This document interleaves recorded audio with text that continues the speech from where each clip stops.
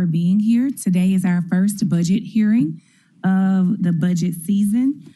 I do want to make a quick announcement from our 2027, was it the 2027 amendment?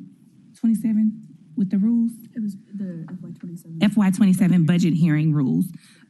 Please be reminded to members to send any resolutions to our budget analyst, Ms. Regala Mauricio, by 12 p.m. to be presented. If she gets it after 12 p.m., then it'll be moved to our next budget hearing session. Starting out, we have Chief Person with an overview of CIP from the Finance Division. Oh, sorry, let's do roll call. Councilwoman Dr. Easter Thomas. Present. Councilwoman Swearingen Washington. Present. Councilman Dr. Warren. Present. Chair White. Present.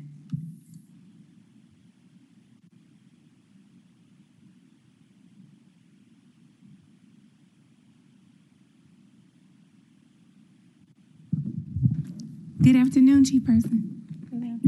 Good afternoon. Thank you for having us. I have with me Jasmine Joyner Marshall, who is the manager in charge of CIP for the city of Memphis, and she will be helping me as I go through this process to explain things correctly. With that, I want to thank you again. As I said, Walter Person, CFO, City of Memphis. And I want to start by saying that I want to remind you all of what the mayor talked about a few weeks ago when he spoke to this body about the budget. And he talked about 4 budget priorities, those being thriving neighborhoods, public safety and blight being one, housing being another, workforce and youth development being a third, and culture as an economic driver. And the reason I reference those is because that forms the structure for how the city approached the CIP budget this year, with those priorities in mind.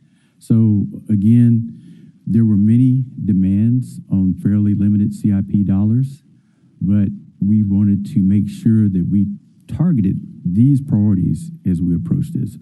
With that, the document that is on the screen is actually the operating budget, but I would ask, and I believe each of you should have this document, which is entitled City of Memphis CIP Overview, and that will be the document that we will cover during this process.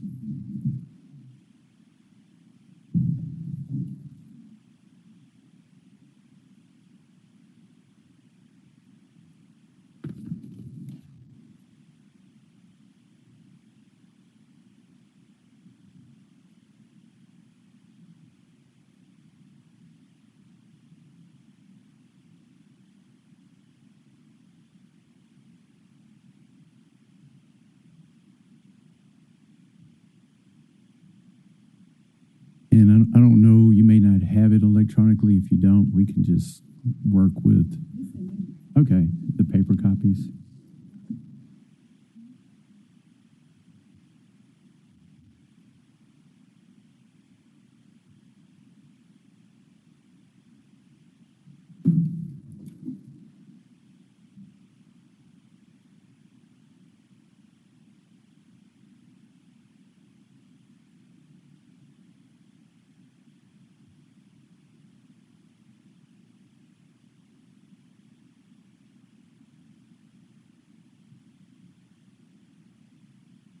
Okay. Well, page 2 gives you an overview from FY27 to FY31 for the capital improvement plan. From that, you can see all the money that is expected to be used to address capital improvement needs. Clearly, over $1 billion will be allocated over that period of time to tackle sorely needed improvements within the city's capital infrastructure. This will include not only new developments, but improvement. It will include software development. It will include turnout suits for our public safety personnel. It will include repairs and maintenance. So we are very active in that space. With that, we'll go to a divisional breakdown, city engineering being the first element. we can see here, we have pretty much all new projects. You can tell by the TBD numbers. Of course, HSIP is Highway Safety Improvement Plan or project. This is an ongoing project. It is not new to the city, but what this represents is basically seed capital, if you will, for supporting our federal developments in our highway safety program. We have allocated $150,000 for that this year. Percent for art program, of course, this is part of our urban arts program. $400,000 is allocated in net space. I won't try to cover each and every one of these lines, but I'll target some of the major items as I go through. Another major area would be the traffic calming devices. This includes the speed humps that you see in and around many of our thoroughfares. The thing to remember about that is a very popular program in the city, and I think there are over 800 people in queue to benefit from that program. We've allocated an additional $1 million for that, and traffic signal improvements, one being at Union and Lauderdale. There are a variety of intersections that have been viewed this year for that program, but this was one of the ones that was funded for this year. Any questions about engineering?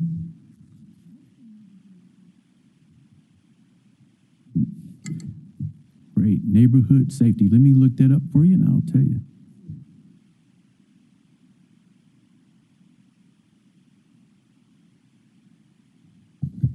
John Zena, Chief of Development and Infrastructure. About a year or so ago, Councilman Spinoza introduced a resolution that was passed by the council asking the administration to include this item in the CIP beginning this year. It essentially is a match to a federal grant for intersection improvements, the main one being at Lamar, Kimball, and Pendleton, which is a 6-way intersection. We received $13 million from the federal government to address that, but we also got part of that $13 million allows us to do demonstration projects at 15 other multi-way intersections that are similar in nature to that one. And this $3 million, $1 million per year over the next 3 years would be the match to that grant. And so that is not only helping us to secure that grant, but also is in fulfillment of the council's resolution from last year.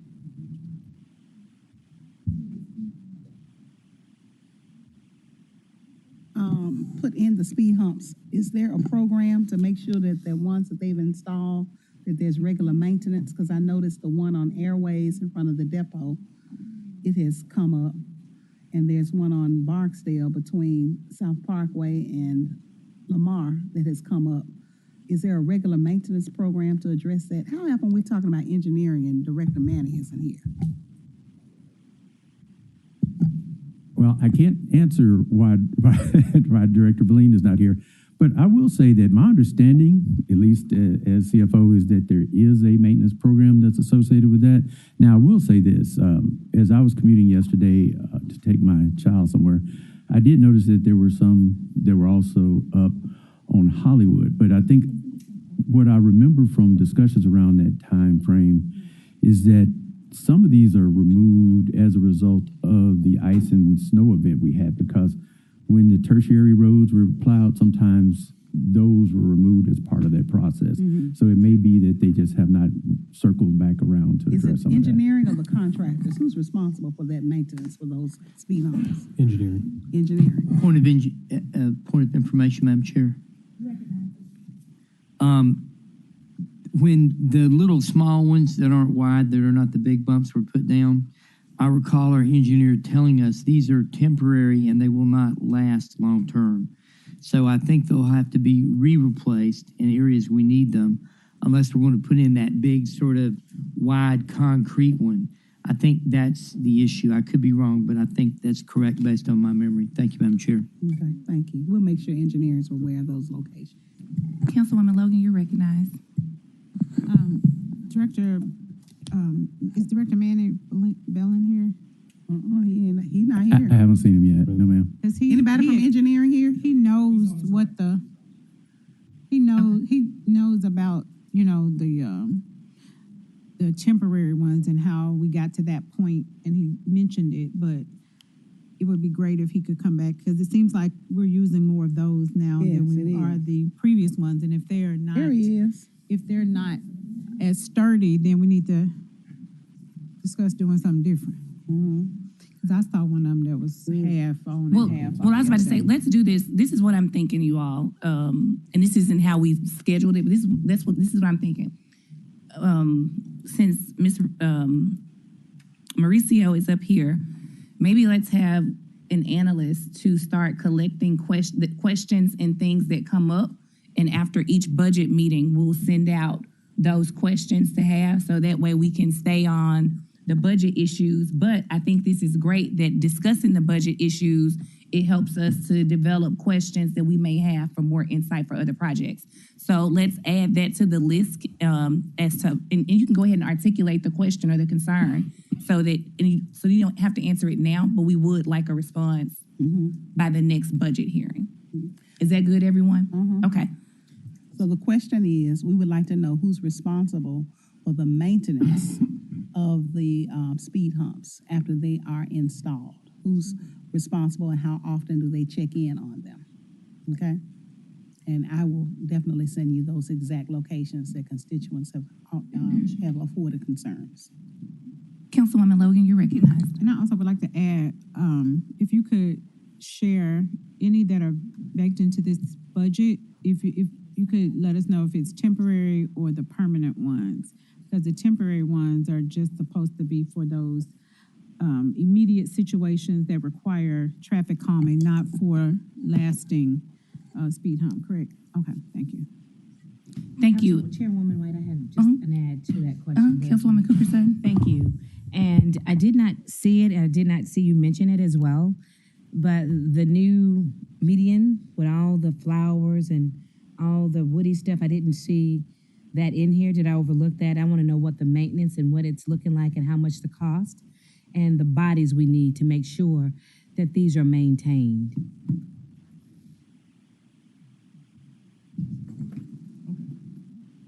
Okay. Okay? And let the record reflect that Councilwoman Green has joined us, Councilwoman Logan, as well as Councilwoman Cooper Sutton.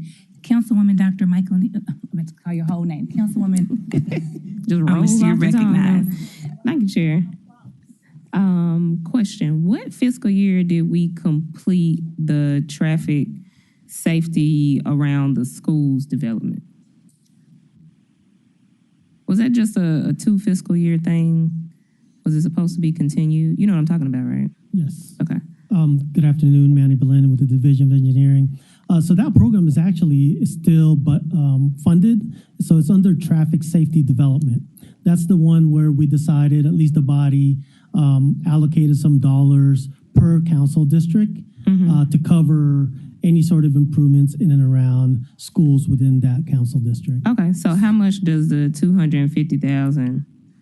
What all does it get us if it's divided per council district? It depends on what is that of 250? Yeah. So it's about 35,000 per council district. So that may include some speed humps, some enhanced crosswalks and things like that. Okay, so we're folded into that one. Yes. Do you all just make the decision, or you wait to get recommendations, or?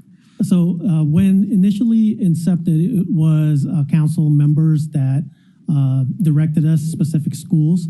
But what we saw over time, however, is there was so much requests that what we do is we actually get schools from each of the council districts, present that to the council members as to what we think the recommendations should be. Okay. Thank you. I just didn't know if we were finished with it or if it rolled into something else. So thank you. Thank you, Chair.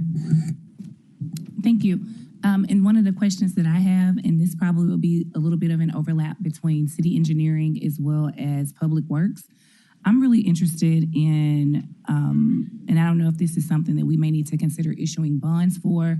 And I implore my council members, this is very important. If you go and speak to our constituents, people talk about crime and those things. But the thing that I actually hear about, people don't come to me and say, what are you doing about crime? I can tell you in the last month, no less than 100 people have stopped me and asked me about what are we doing about our streets and potholes. And I just do not see in our budget in terms of CIP or in the future of what our real plan is for paving and potholes. And I understand that it's a stretch. And to many, it seems like a very minimal thing. It seems like, it's a low priority, but I submit to you all that it is not, because it has a fiscal impact on our constituents on a daily basis. So when we start talking about a thriving Memphis, we have to think about how the decisions we make impact them on a daily basis. People's cars are being torn up. People are having to go and get wheel alignment sooner than they should. People are having to replace tires because of potholes. Our streets are just not good. And that means that at some point, we're going to have to say that this is a priority. And I believe it should be, because we can see the dollar impact immediately as it pertains to our constituents. And so at the next one, I would really like to see what it looks like to have a robust plan for paving and for potholes, whether that's going to be CIP, whether that's going to be, we need to explore some type of bond issuance. But I think that needs to go right up under number one when we say thriving neighborhoods. That's what comes to my mind, is us making an intentional and robust effort around street paving and potholes. Vice Chair, to your point, if y'all would skip ahead, actually, I think the administration heard you loud and clear on that. If you go to the Public Works section, which unfortunately these pages aren't numbered, but several pages back, there we go. You'll look at the very bottom of the page and the start of the next page. Asphalt paving neighborhood is an expense recovery line. Now, historically, we've always had that in the budget, the 6.5, that is the recovery that Public Works gets. But the administration has been very intentional. If you look at the next two lines, that line and then going into the next page, asphalt paving streets group 1, $6,750,000. And streets group 2 also has $6,750,000. So that's $20 million altogether that is dedicated, or 19.5 rather. Mm-hmm. Well, no, 20. Actually, I'm doing my math in my head. 20 million that is dedicated paving. And in addition, if you look a little bit further down, asphalt plant rehabilitation. So one of the goals there is the administration wants to start, or at least expanding their efforts around asphalt production. We're working to make sure that we have the appropriate air quality licenses to really expand asphalt production so we can produce it at a lower price point and pave more roads. So I think that's been heard. I'll defer to the experts over here, but no, that's fine. Yes, Right. And what I was about to say is I appreciate that. And what I'll do is I'll go back and compare the numbers here to what they were previously. And at some point, I would like to hear kind of what the plan is and how it's going to look different than what we've done and what it is that we should expect in the future. Yes, ma'am. But I didn't mean to interrupt your presentation. No, that's fine. No, I think that was a very relevant point. And I'm sorry, Councilwoman Walker. Thank you, Madam Chair. And this question can be on the list for the follow-up, but what is the reasoning behind a pothole already has to be reported before a resident can file a claim to be reimbursed for damage to their vehicle? Well, thank you. No, thank you, Councilwoman. I'm gonna step out on a limb here because I'm not an attorney and I'm not gonna pretend to be one. But I believe that's part of state law. I think that is a state law that addresses that. And that's my understanding from the risk management team, that is required to be reported in accordance with state law, and there's a period of time to remedy that.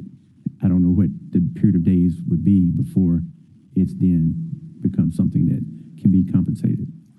Okay, thank you for that. So as it relates to the list of questions, can we get a copy of that? Okay, thank you. I yield the floor. Thank you, Councilwoman Walker. You can proceed, Chief Person.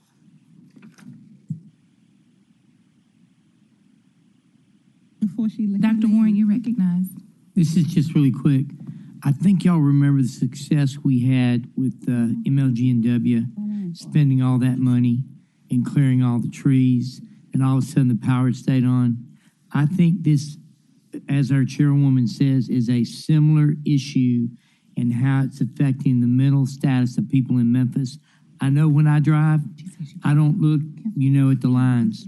I'm looking at the holes in the road and I'm driving around them. So, I mean, I get pulled for drunk driving, I'm going to be okay because I'm not drunk driving. I'm just driving around potholes. And I think that, that's a lot of people are doing that. So we need to think about how we, $20 million, maybe we need $40 million. Maybe we need $60 million. I mean, maybe we need something, I don't know what we do, but that is huge. And I agree with the chairwoman. Thank you. Thank you, Councilwoman, Chairwoman Swearingen Washington, and then I want Councilwoman to make Logan. sure that we are aggressively working on grants, state, federal, however, to qualify for this. And also, I see that we have a funding amount, but we just want to make sure those projected locations that we are going to address the potholes in the streets so that we can spread the love around the city and make sure we're not concentrating that effort towards one area, but making sure that we are being equitable with the disbursements. Thank you. Thank you, Chair. And this may have been said before I got here, but I do hope that this process, as we enter into this process, that we are able to align. I do know that there's no increase in taxes, so all the budgets are flat. And I know y'all hear us at this point saying these things are extremely important, or these things are really egregious violations against the community. And so we're saying that, and you're saying, well, the budget is flat. Where do we meet in the middle in terms of making certain that those priorities and those things that are critical, those things that we hear from the constituents, and we've shared all year, last year, all term, the first term, second term, that are important? How did you approach them and bake them into the budget? Just as you showed us about the paving, there are a number of other things that we've talked about, and I do know that we can't get everything that everybody wants. But what were the priorities? Because at the State of the City address, I heard housing was the priority. And I know housing is important to everyone, but there were some fundamental things, basic things like potholes and paving and trees and blight and those things that make for a healthy community, a healthy neighborhood. So how were those, and I guess as you all present, you can, let us know that from each division, how were those accounted for in the budget, seeing as though it's flat? And I just off the top, before we go down this long road, I would like to know that so I'll understand and can listen to this with that understanding. Yes, ma'am, and thank you for the question. As I mentioned, and I was quoting directly from the mayor's budget address from a couple of weeks ago, and you named them: thriving neighborhoods, housing, workforce, and youth development, and culture as economic driver. And just to be real and just level set this whole thing, we're kind of lapsing into some of the operating presentation, but there were some hard decisions. There were some hard decisions that were made because, yes, ma'am, there was no plan to not in terms of, I think the budget went up slightly, but there was no incremental tax request. But the plan was to look at each and every division, actually even below the division level, look at where there were potentials to make savings, to make changes, to look at the operating structure, and to take whatever resources we could glean from that and reinvest those into these categories, into these 4 areas. So it wasn't easy. This was, I've been in this role for 2.5 years. This was one of the tougher budgets just because of that exercise.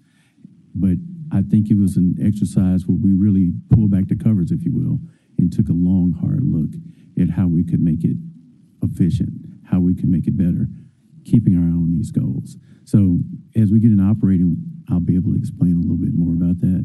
But that's the overriding theme.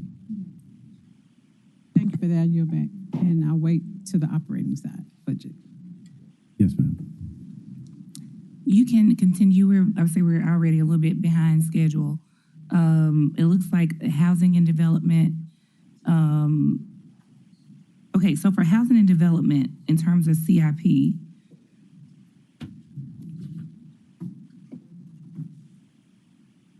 it looks like, okay, Housing and Community Development, Vice Chair. yeah. So the big ticket item there is the Southwest Twin and the effort around there. $13.7 million is targeted for Southwest Twin. That's a few pages back. It's, yeah.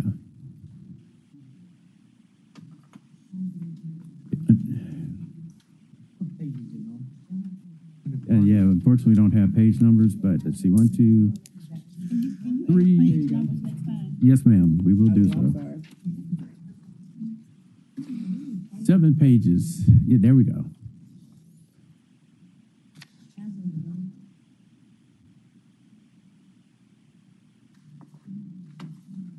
So 13.7 directed toward the Southwest Twin, and an additional 11 million coming up in FY28. And then middle income housing has $1 million allocated for the upcoming fiscal year, as well as a $500,000 for South City Museum. Yeah. Which project? When is Southwest Twin expected to be completed?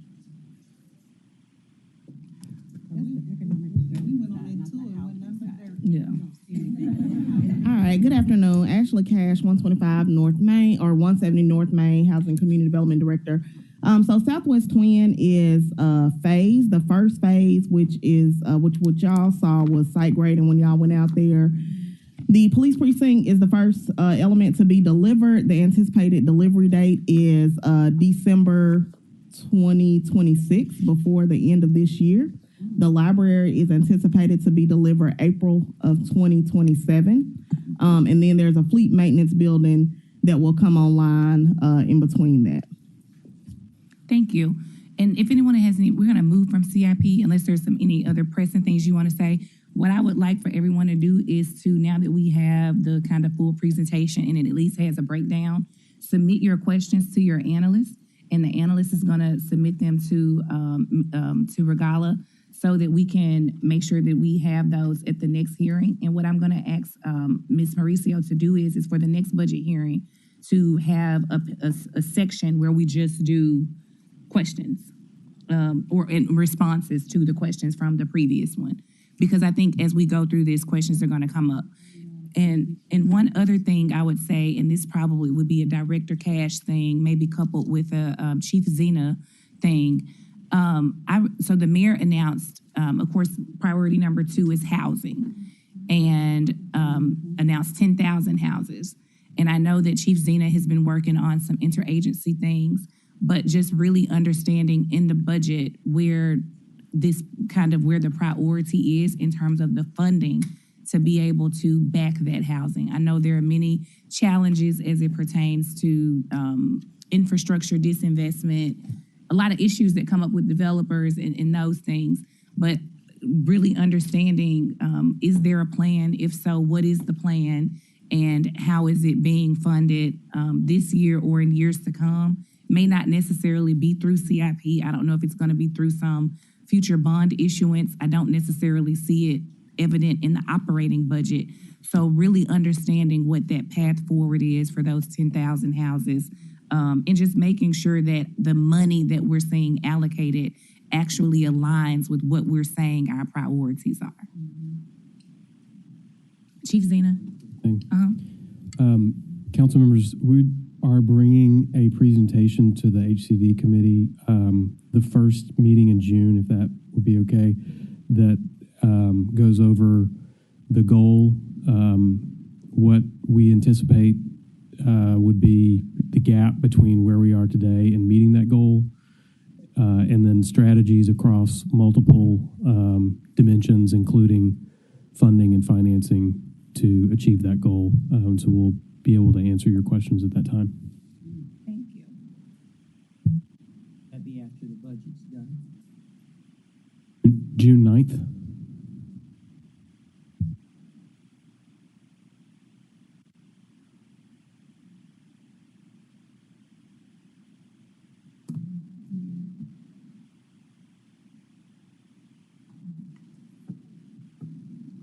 Any questions?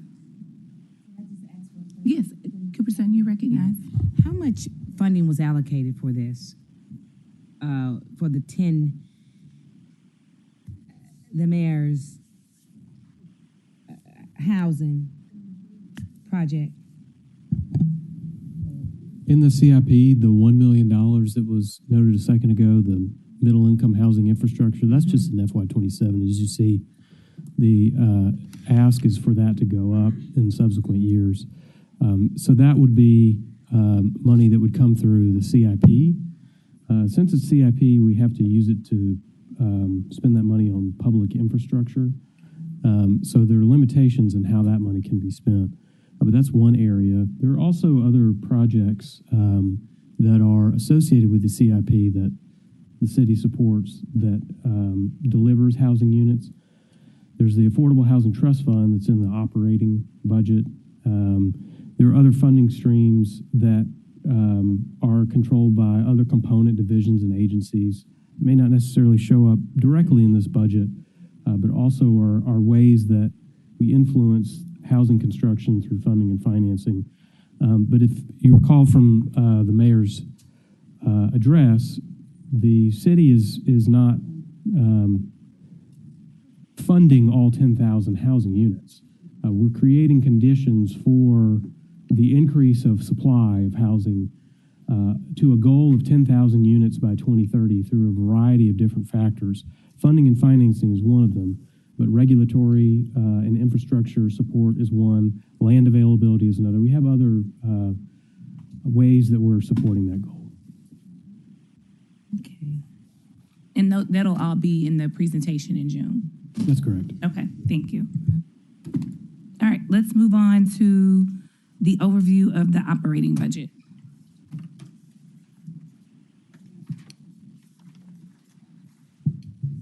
Okay, we can switch to the original slideshow that was on the screen.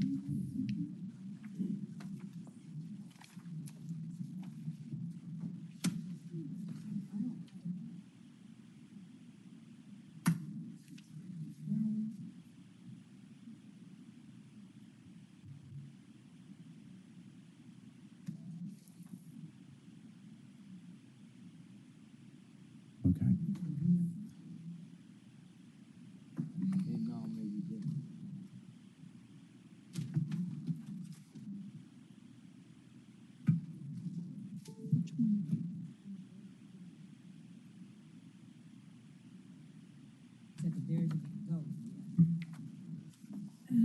Okay.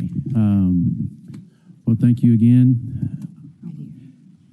Again, I'm Walter Person, Chief Financial Officer, 125 North Main. And we're going to begin the operating budget overview. And as I mentioned earlier, and I want to reiterate, I won't rehash the mayor's goals and his objectives for this budget, but we've shared them during CIP. But I do want to touch on several things. One being, we're in a difficult financial situation. I want to just make that plain. And this is a challenging time, not only for us, but for many places. Second, we tried to move from, I say ostensibly, or at the beginning of this exercise, a structural deficit. So essentially by a structural deficit, I meant that our expenses outpaced our revenues when we walked into this budget year, which created a structural deficit.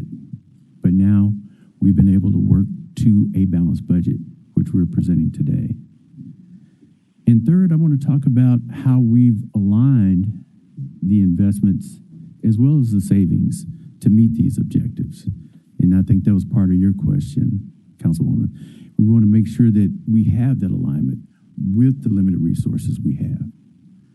So we didn't go into this budget in a half-hearted way. We didn't go into it with any kind of blinders on. We went in it, I would say we went in with a plan toward making core investments, toward making sure that the budget was balanced, and making sure that every step we took made sense for the city of Memphis. With that, we talked about, and I touched on this already, we can go to the next slide. Again, I want to emphasize, I didn't bring it to you today, but I think many of you that have probably kept up with the news saw that New York, I think, recently presented a balanced budget, although they started with a $12 billion structural deficit. Now, I haven't looked at their budget this year, but I'm really interested in seeing that. But cities across the country have faced a similar exercise. Inflationary pressures, especially around fuel and petrochemicals, a lot a lot of changes that have occurred throughout.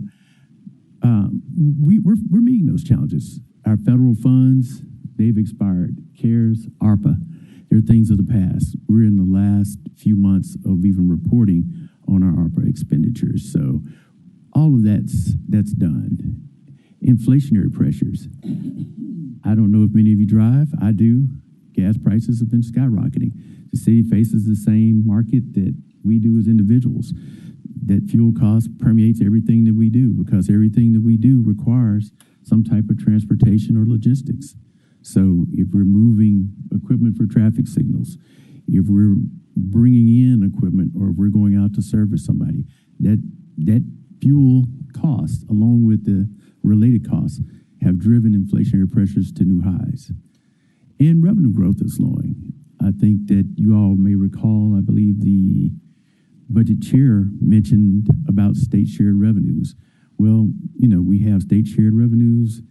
We have ad valorem taxes or property taxes. A lot of those areas just are not seeing a lot of growth right now. I mean, they're healthy, but they're just not seeing the growth that we would want to see to keep pace with the rising expense environment. So with that, revenues remain relatively flat at 1%. Of course, we had certain things, and we talked about a structural imbalance. Here are some elements that made up that structural imbalance, and I'll go into more detail. Our pension obligations. I think I have it. I know I have it later in the presentation. Our pension obligations, our healthcare costs, and our personnel expenses. And by that, I mean the structural costs of personnel expenses. And just to take a look at that, what that means is if we did nothing else with this budget, these expenses would have organically increased. So if you think about it, if we just stood still and said, we're not going to touch a thing, we still had additional costs resulting from these items. And that was a big part of the structural imbalance as we approach this budget. Next slide. So with that, we'll get into the numbers. The starting point for this budget, we had a $32.4 million structural deficit. In the process of going through a huge exercise, and I'll take my hat off to a consultant that joined us this year and has provided invaluable service in that regard. We went through over $150 million worth of different scenarios, expense options, revenue options to try to get to a balanced budget. We then turned to investments, things that got us closer to those four main objectives that we talked about. And we finally came out of this process with a nearly $898 million budget, almost $900 million. But it's a balanced budget. And it's a balanced budget based on realistic numbers, realistic performance, not kind of pie in the sky or made up numbers that fit a certain narrative. So here we go again, $150 million in potential actions. The budget was reset to reflect our ongoing and sustainable costs. And when you speak to the divisions, you will probably hear this, but each division had separate meetings to talk about and validate and support their assumptions and their arguments. And we talked to the divisions, quite frankly, about making real reductions. These are not reductions that affected service quality. These were reductions that were required to meet the new realities that we face. After those exercises, we then came back to the budget at a very granular level and rebuilt and aligned all the numbers to get to that $898 million number. Operational pressures, touching on them again. Overtime and staffing demands. Well, we've been fortunate. You all know that you've been here with me these last couple of years. Overtime has been one of our biggest challenges. We know they're going to be a challenge this year. Legal and professional service costs. We've seen a fairly sizable increase in our legal and professional service costs in recent times. Everything from our insurance contracts, which have gone way much higher than they used to be for a lot of our property and casualty insurance, to ongoing legal expenses as people are engaging in a lot of legal challenges here in the city. And of course, utility and insurance increases. We talked about the structural issues that we've already faced. And then, of course, the new investments, because at the end of the day, we have to meet the needs of the citizens. And the new investments were a mandate for us to do that. Next slide. Our revenue reality. Our revenue growth remains pretty modest. We did see some benefit in FY26 from state assessed properties.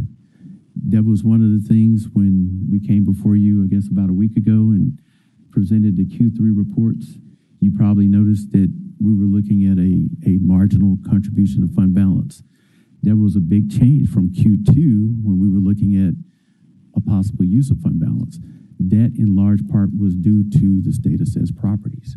But beyond that, pretty much everything else is flat within the ad valorem space or the property tax space.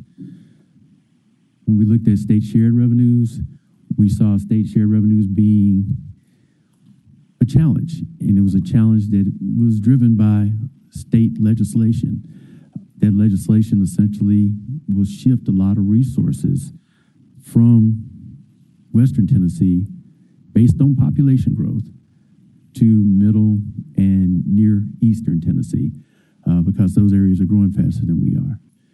I think the mayor, along with other members of the administration, made a lot of overtures in Nashville to try to forestall that effort. But as of right now, it's our reality. So we're still facing that. And then we looked at the one-time and non-recurring costs, things like FEMA reimbursements, and we removed them so that we could look at a realistic impact of our revenues. But the bottom line, of course, is that the revenues alone were going to leave us with that structural gap, the 32.4 that we talked about. Next slide. Let's get into the numbers a little bit. So personnel expenses, we see personnel expenses going up about 2% year over year. You see the impact of a lot of those hard-nosed discussions in our materials and supplies. We see a 5% reduction there.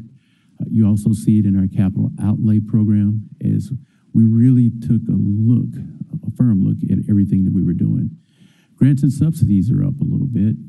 We see that as a result of, quite frankly, some of the costs that we can't get rid of, the structural costs that is in large part related to what we call our pensioners insurance, as well as assistance to other parties like MATA that we know that we're going to be helping and supporting this year. We see a little bit of a decline in our expense recovery. And our expense recovery in this line is basically State Street aid. And so State Street aid in part has been trending downward lately and is likely to continue to do so. Service charges, we see a marginal increase as well. Those service charges are going up organically because that's the cost of doing business. Transfers out, again, driven by the cost of doing business. A lot of that could not be helped. Switching down to the revenue side of the equation, we look at local taxes, we see a marginal increase. 3%, that's barely keeping pace with inflation, but it is good to see as opposed to a reduction. State taxes, we see kind of more of the same. Licenses and permits, I want to spend a little time on that because we've had a lot of discussions around licenses and permits, and the primary driver there is the auto registration fee. And I wanted to speak to that for some of the parties here. We have been working with that, I guess, for a little over a year now.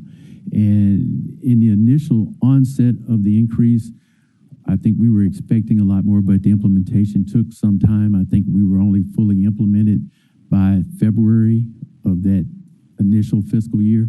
So we took some lumps on that. So this year we came back with the idea being that we were going to recoup and recover that.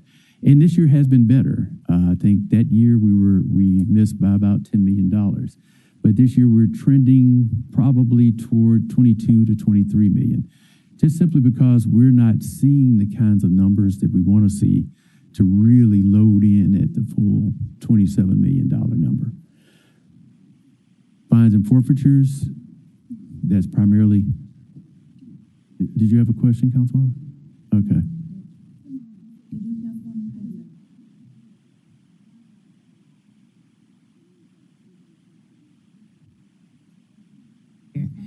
And I think I had some questions. I think that we asked that we're not trending.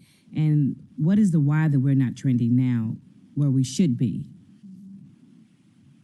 I think that's an excellent question. I wish I had an excellent answer for you. We watch those numbers. We review those numbers. We get a monthly report from the clerk's office. And the numbers have improved, Councilwoman, but they're not where they would need to be. Essentially, you would want to look at a number around 2.4 million a month on average to get to the numbers that we're projecting. And what we're seeing is, numbers ranging from 1.8, 1.9 up to 2.1, 2.2 on a good month. So we're just not quite getting there. The drivers behind it, you could say that they could be just a decline in people applying for auto registration, less vehicle sales. I don't know. I haven't done that next level step of finding out what those drivers are, but they could be broad in nature. Are we going to do the next level steps to find out why and what those drivers are? Are we going to do that? We can. We've worked with that office to get additional detail, and the details they've shown us has shown a year-over-year decline. But again, I'm not able to independently verify those numbers. Okay, because my colleague had a great idea when she did this, and that was to help MATA and to implement maybe some dedicated funding from this project, and to hear that we're not trending where we need to be, and just doing a deep dive on the why is very concerning to me, because it's an increase, and that was a huge increase. And hearing from my constituents who are older, they didn't expect that, because that was a lot of increase happening in that budget. Taxes, along with that, but this was specifically to help MATA, and that is what my colleague said. And then we're not trending and we're not meeting the purpose, then there's a problem. And that's understood, and that's what I said. When we actually spoke with the clerk's office and gathered the data, they showed year-over-year declines, which we found a little disconcerting ourselves. And that's why I said beyond that, we can't necessarily say whether their numbers are right or wrong. We will assume that their numbers are right. But as to why there would be a year-over-year decline, that's that next level that we haven't been able to independently assess. Thank you. I think my colleague, Councilwoman Green. Thank you. Just to sort of answer your question, I know that the clerk's office was under an audit because they were seeing similar things on the county side. The county did do that next level dive and found numerous problems. And once the audit was completed, it took a long time because there was not a CFO in place. So it took them a while to recreate all the numbers. But once that audit was completed, we started seeing an actual uptick in intake in what we were supposed to be receiving at the level we were supposed to be receiving it at. And, we just had an election, so hopefully we'll have a little bit more transparency moving forward. But I share that with you that on the county side, they experienced the exact same thing. And so they went ahead and did the audit because it is a county office. And once the audit was completed and the numbers were, more aligned, we started actually seeing an increase here in what we were receiving on the city side. Okay. So hopefully with the new transition or whatever the issues are over there, hopefully we will see an increase, because this was done intentionally and it had a purpose for why we did it. And that purpose needs to be fulfilled, that obligation, because MATA is very important to us. And we want to make sure that what Councilwoman Green initiated it for, we want to make sure that happens. because that's very important, and we know the status of where matter is. So I just wish we had did a deep dive and audited just to see. Well, yes, ma'am. And again, I come back to the fact when I say we didn't go to the next level was information that was specific to the county that we did not have access to. But I too share your zeal in seeing those numbers turn around for the city as well. Thank you, Chairwoman. Thank you, Councilwoman. I see for our projected income that we are relying on the XAI and of course the correction of the funding that we're getting from the tags and all of that. But I just wonder, are we including the chamber? Who's responsible for intentionally bringing new revenue to the city? Who all's responsibility is that? Well, Bringing new companies I'd have to say that's a pretty broad question. I'd say that the chamber is a good start, but I mean, I think that we all can make a case for it. The work that we do, the work that you all do, especially in leading the city, help to create an environment where new businesses come, new citizens come, and the city begins to flourish. The chamber, of course, is ideally designed around driving additional businesses, especially larger business to the city.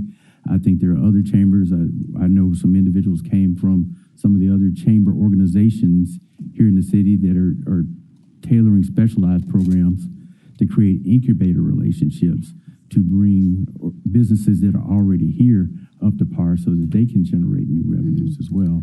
So it's pretty broad. And of course, the mayor, he's like kind of the chief ambassador, I would say. I mean, I know that he spends a lot of time. Even last week, there was a group, I think by the name of ACE, that was here from both North America and South America.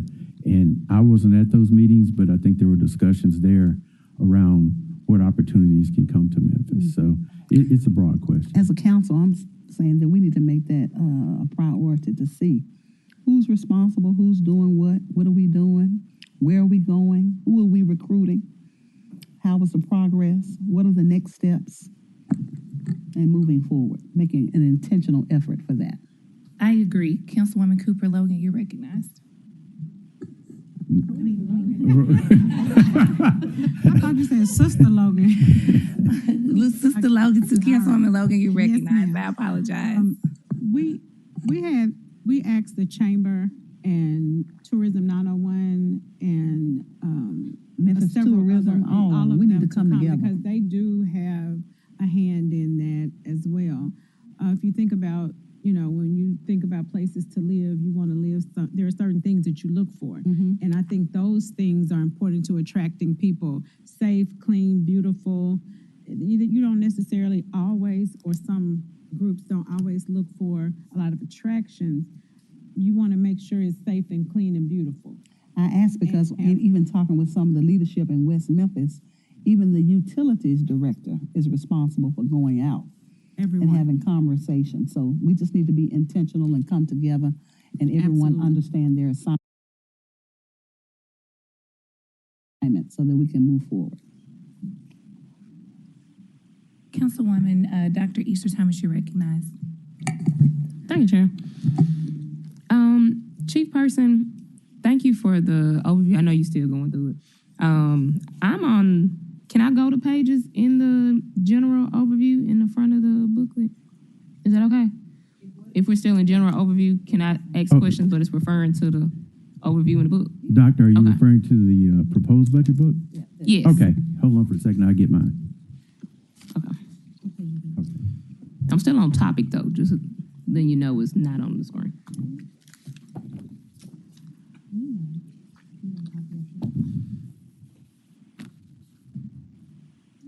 You did? Okay. On page 11, for revenues, can you say like what's happening with our sales tax referendum? And why last year we got 26.9, but this upcoming we're budgeting 13. There's something out of our control. There's some like just what's going on with that. Because I know like our benefits and our pre-K come out of that. So.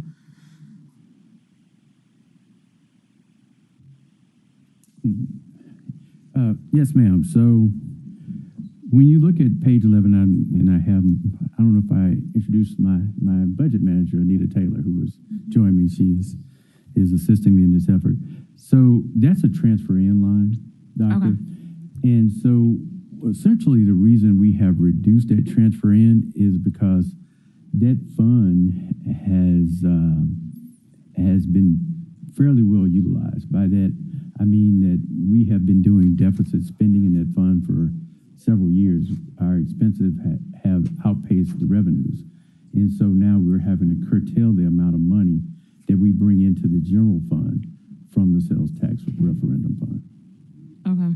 But the amount that's already dedicated to the retirees and pre-K hasn't changed?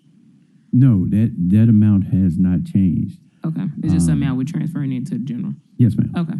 Okay. That makes sense.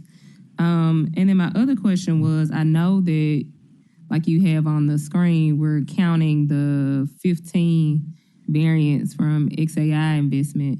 Where is the line item for the community group that gets the percentage of that? And is that number minus that percentage that's already been promised to however the community group is determining how that goes? Yes, ma'am. So that community group actually has a separate fund.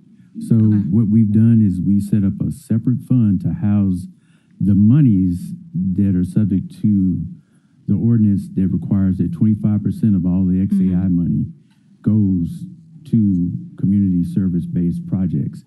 And then an additional 1% goes to education and marketing for those projects. And that is a separate fund, which we can provide for you. It's not is it anywhere?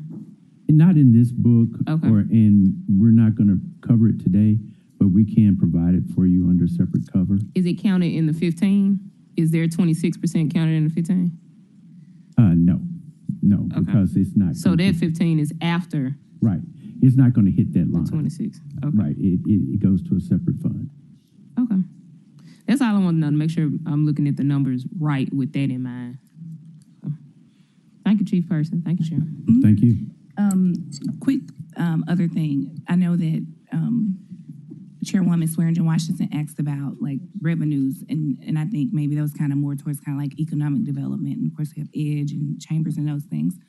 But I did make a note just within our city, I guess, who is responsible for exploring different ways to create revenue? I understand it's kind of in all of our responsibility. Like, for instance, Councilwoman Green came up with the, looking at this and increasing it. Do we have kind of like a dedicated person, staff, department that looks into that? Because I know when I got on the council, one of the first things I said is, hey, why don't we have tolls?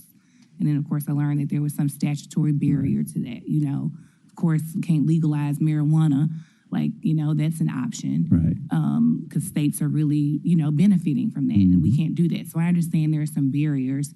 But do we have around or even before budget season or during, like a dedicated within the city that look at different places to increase potential revenues? And that's one of my questions. You don't have to answer it today. That's probably not even a you question. But if we could add that to the list, I really do want to know kind of what our efforts are around exploring those potential options. Councilwoman Walker, you're recognized. Thank you. I'll be brief. And to your question, also, year before last, I asked if we could tax chicken wings because we eat a lot of chicken wings here. So I get it, and I'm working on some ideas that will work for us legally. Yes. Thank you. I yield the floor. Thank you. So now we're going to move to finance. Okay. Sorry, were there any other things that you wanted to point out from the operating budget that you wanted to go over? Just whatever y'all want to talk about, ma'am. Okay. If there are any other questions, again, we encourage you to look through, now that you have kind of these comparisons to the budget book, look through it and then submit any questions. Oh, I do have one other quick question. Same came to what I was asking about, do we have a dedicated department person for revenues? I kind of have the same, and I guess to some extent, directors do this in terms of auditing their own departments, but really determining, what's working, what's not, and what we need to move around. So when it is time for us to go through and figure out what needs to be cut or what needs to be built in more in terms of capacity, that we're able to make those decisions in a more informed way, because we don't particularly get that. That's something that you all do, but we're ultimately the ones that have to say yay or nay to cuts or moving money. So it would be helpful to kind of understand that process as to what kind of internal audits are going on to determine that we're getting, the return on investment. Yes, ma'am. Thank you. Thank you. Dr. Warren, you recognized? As we're going through this, perhaps you could get our bond people up to explain to us where our debt cliff money is coming in and how we're seeing that this year. Seeing as the $60 million we're expecting to see in 26 3 years ago, I'm not seeing it. I want to know where it is and how we got rid of it. Well, it's interesting that you mentioned that because Deputy Chief Walker is here and he's planning to present that. So I guess I'll wait for that. Thank you. With the charity of the chair, we could actually do that and then move back to finance or, the overall finance budget. I think that might be good because I think a lot of us are wondering, okay, we've been waiting on this debt cliff and it sort of was promised. I just wondered, was it all smoke and mirrors when it came to us in the first place? Or did the economy take it away from us? And if so, how? Yes, because I think that's something people would want to know because we've been talking about it to people for quite some time. And if it's not going to be available, why is it not available and what happened to it might be worthwhile. Yes, sir. Well, Madam Chair. With deference to the chair, if she's willing, then I can ask Deputy Chief Walker to come forward with the debt service report. I'm willing to wait, whatever you want. Just with deference to you. We're at 321. Do you mind, Dr. Warren, if we bring that one back? We're going to bring that one back. Okay. You got it. Okay. And Ms. Mauricio has added that to the list.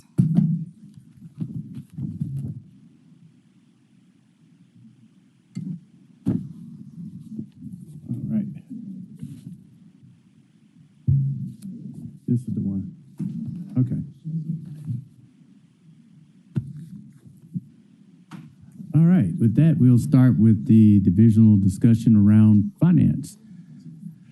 So we're classified, at one point we walked through and classified all the different divisions. We were classified as a medium division. Of course, the large ones are your public safety divisions, and then we have very small divisions as well. Within finance, you have 7 major service centers. Administration, which is what I'm part of, along with some members of the administrative staff. You have financial management, which is essentially our accounting area. City treasurer, and you all have met Deputy Chief Davis. We're glad to have him. He is our new treasurer. Debt management, Deputy Chief Walker is over debt management. And don't let me neglect to mention that Deputy Chief Jennings is over our accounting area that I just talked about. The Office of Financial and Strategic Planning, you met with her a little bit earlier. That is Ms. Joyner Marshall. The budget office, Anita Taylor here that joins me is the head of our budget office. And procurement and sourcing, who our purchasing and sourcing agent, that is a revamped department. We actually took a former department and merged it into our purchasing area to make them much more streamlined and productive. So that has been a success for us this year. Next slide. Here's a quick look at our authorized complement. As you can see, we went up to 118 during this fiscal year. Of course, part of that, I want to bring your attention to 2 areas that are no longer in finance. One being the Office of Comprehensive Planning, which reports to Chief Zena and has been moved to the Executive Division, and Equal Business and Development, which is the area that was absorbed into our purchasing area. So with the FY27 request, we're requesting an authorized complement of 99 versus 118. Next slide. So our total budget request for this year has gone down. So for a variety of reasons. One, much like all the other divisions, we subjected ourselves to that same hard-nosed exercise of making sure that the money we were spending and the dollars we were spending were spent efficiently. So we did see some reductions.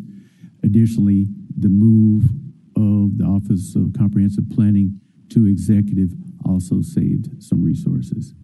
Next slide. So here's a historical budget comparison. So you look at our finance budget as it compares to our past budgets. You can see our adopted budget for FY26. If you look closer to the right side, at least from my vantage point, you see 10.8 in personnel services expenses being reduced to just under 10 for this year, with the total amount going from 16,125 in total expenditures down to 12,698 for this year. We see a slight uptick in revenues, and that is due in part to rebates that we receive. Next slide, please. This lets you take a look at our historical actuals against those budget numbers, so you can see how we trend against historical actuals. Not much to see there other than what we talked about. Next slide. So key budget drivers. The FY27 budget reflects a $4.4 million, 26% reduction from the FY26 forecast, driven by one-time grant fund initiatives and non-reoccurring expenditures. That, of course, is the structural change where we moved it to executive and I'd say the supporting material supply costs that also supported that exercise. What we look at this year is a budget that is aligned with the mayor's priorities. We're looking for focusing on core operations and sticking to our knitting here in finance. Next slide. So in terms of major impact M&S or material and supply budget, we don't have anything that really hits us hard. We don't have any major contracts that we solely rely on that are deal killers for us. We have some major software packages that we do operate, Oracle being one, which is our enterprise system. But beyond that, we have a pretty diverse portfolio of investment opportunities. One of the things that I did want to bring out is that even though we have looked at really right-sizing our budget and making it more efficient, we have not stopped our property tax relief program. We have not stopped the property tax freeze program, and we have not stopped our quarterly payment plan. So we are still maintaining, and these are our most customer-facing or citizen-facing areas within finance, and so we're planning on maintaining and actually improving our support in those spaces. Next slide. Performance metrics.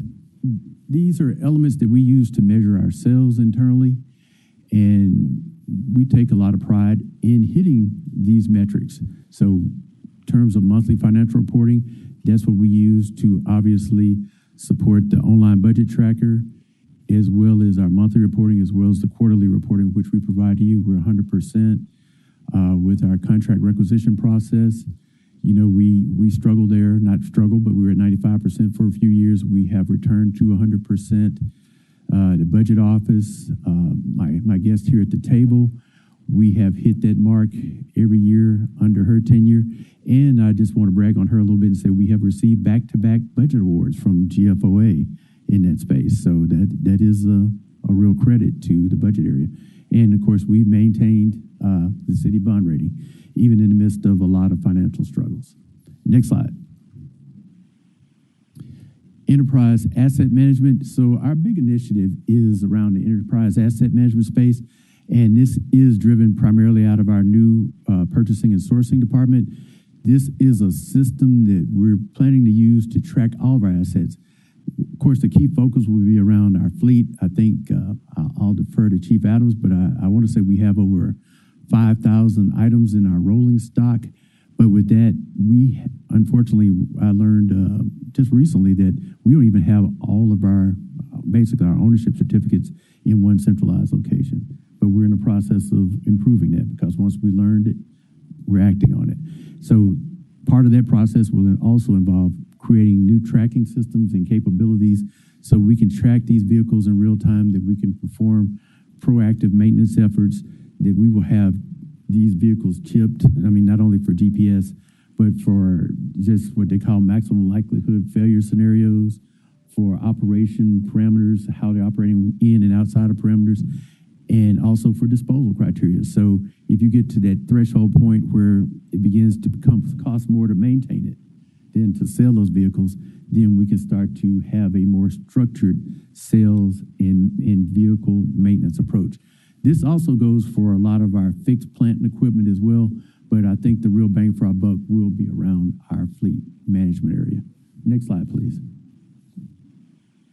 This outlines the implementation plan for this exercise. So Q1, we'll go through the procurement of the software, contract execution, and project kickoff. Q2, system configuration and the data integration, facilities and fleet, and the new domain implementation. By Q3, we're talking about piloting it. So by that, we mean we'll probably implement it in 1 or 2 divisions to make sure it's operating effectively when we work the kinks out. And then in Q4, we plan on a full enterprise rollout for the system. Next slide.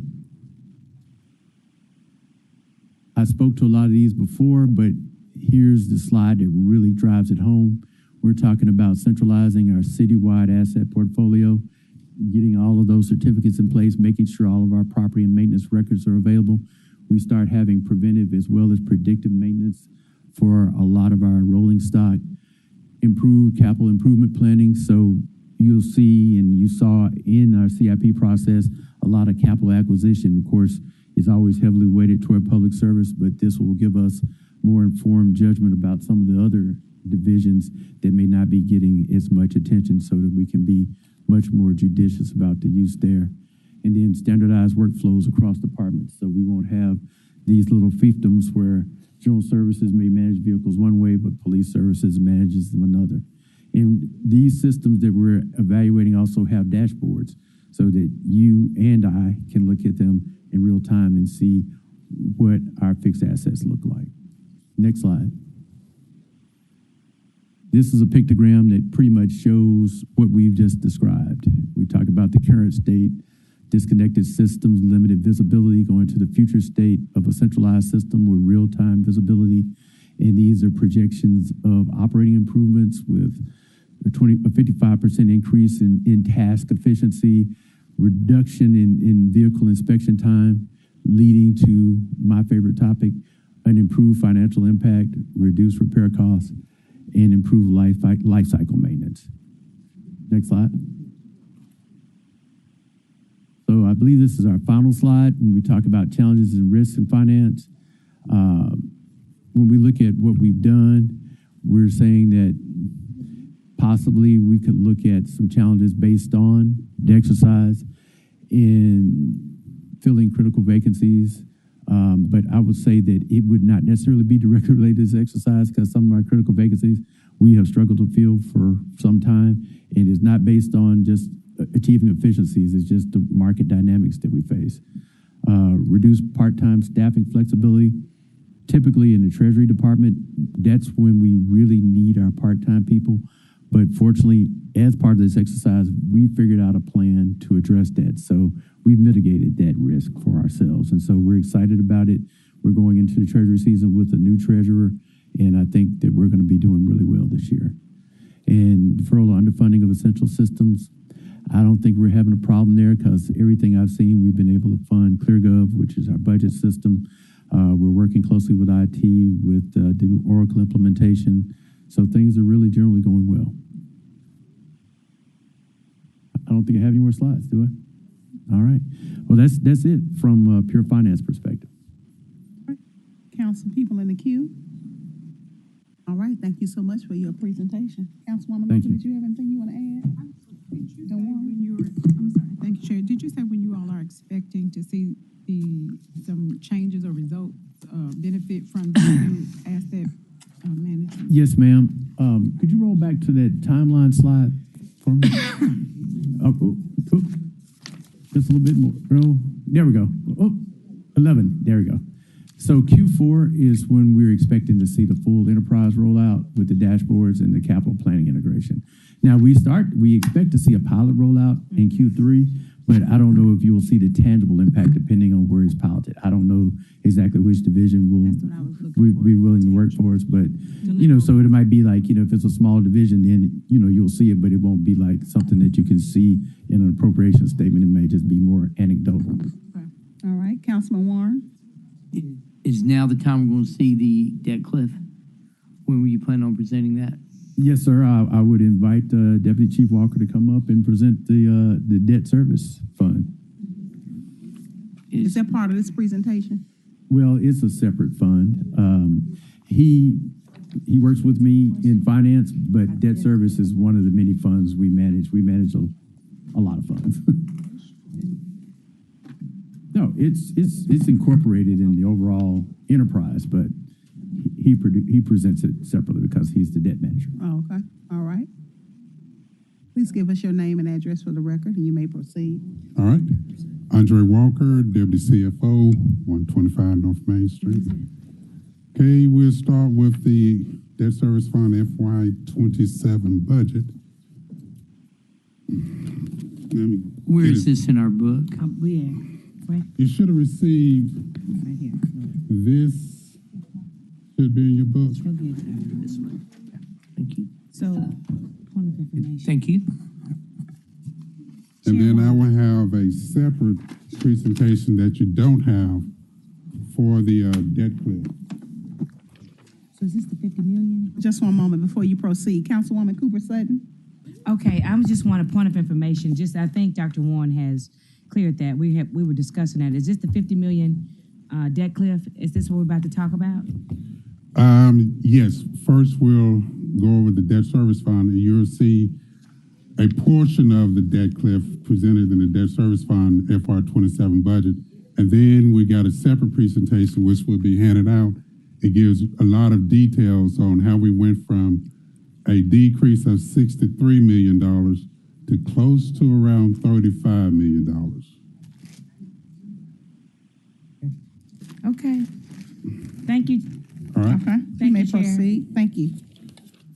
All right, so looking at the debt service fund budget for FY27, we're asking for approval of a $165.5 million budget, which includes about $91.3 million in principal payments, about $72.8 million in interest payments, and about $1.4 million in payments to various financial service providers. Key budget priorities: timely payment of debt service. Debt service got to be paid on time every time. And then also making sure that we have sufficient funds available for capital expenditures. Going to the next slide. Looking at the next to the far right column, the next to the far right, FY26 forecast, we'll see that expenditures are projected to be $351.2 million, and revenues are projected at $335.1 million. That's a difference of $16.1 million. So in FY26, we're projecting a use of $16.1 million of committed fund balance.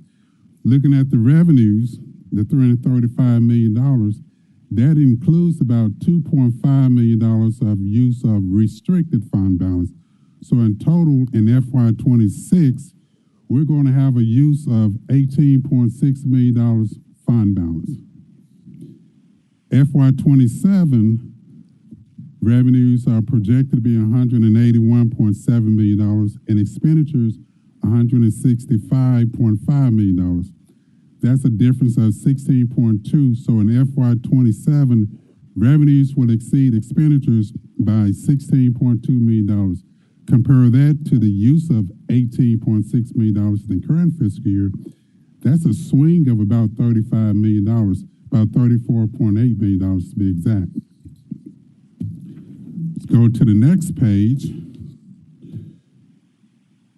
Looking at FY26 Q3 actuals, expenditures total currently $158.3 million, whereas in FY26 forecast, expenditures total $351.2 million. Majority of that difference is due to the fact that when this table was run, we had not yet paid all of the debt service for the year. We got another about $24 million in principal payments that would be paid, and about another $19 million in interest, plus the actual numbers does not include the $150 million that was used to pay off commercial paper. Going to the next slide. Key factors driving the budget change. So principal payments are going to decrease by $39.2 million. Interest payments, on the other hand, will increase by about $4.8 million when you're comparing FY27 request to FY26 adopted budget. If you go by, compare the 27 requests to the forecast for 26, interest will increase by about $4 million. Explanation of changes. So we, in this fiscal year, we paid off the 2015 AGO bonds and the 2014 BGO bonds, and those principal payments totaled $55.9 million. So that's $55.9 million less in principal that we won't pay next year for those two bonds.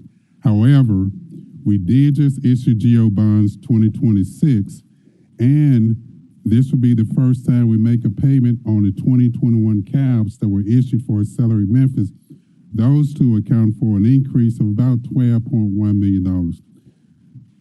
The slide says other bond principal payments increase of 3.8. Actually, it will increase by $4.6 million. It's sort of like your mortgage payment. You pay the same, let's say $2,000 every month. Initially, $1,500 goes towards interest, $500 go towards principal. Then as you pay more and more principal, your payments stay the same, but more of that payment is allocated to principal and less is allocated to interest. So that's happening with the other bond issues. We pay them off, the principal payment increases and the interest payment decreases. Next slide. Performance metrics. Debt service payment got to be paid on time, every time. And then also we make sure that we got sufficient funds for CIP expenditures. Doc Ward and Ms. Hawkins, they both handle that. They do a good job on that. Let's see, next slide. And then we'll go to the debt cliff presentation. Challenges and risk. Interest rate volatility. We've identified about $5.1 million in PV savings, potential savings, if we refinance for savings the 2018 and 2016 GO bonds. We've also identified a potential $3 million in PV savings if we refinance the 2017 downtown TDZ revenue bonds. But we got this thing called this Iraq war going on. Since the war got started, interest rates have increased by 20 to 50 basis points across the board. If they continue to increase, we may not be able to garner these potential savings that we show here. All right, now you guys should have this, the diminishing debt cliff. All right, thought we'd first decide what exactly is the debt cliff. In my opinion, the debt cliff is the difference between the debt service that we were going to pay in FY27, compare that to FY26. Back in 2021, that difference was about $63 million.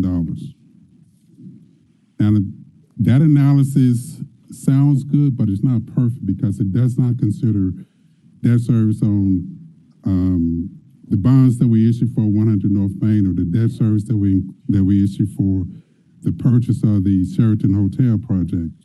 It does not include shortfall in debt service on the downtown TDZ revenue bonds or the Liberty Park TDZ revenue bonds.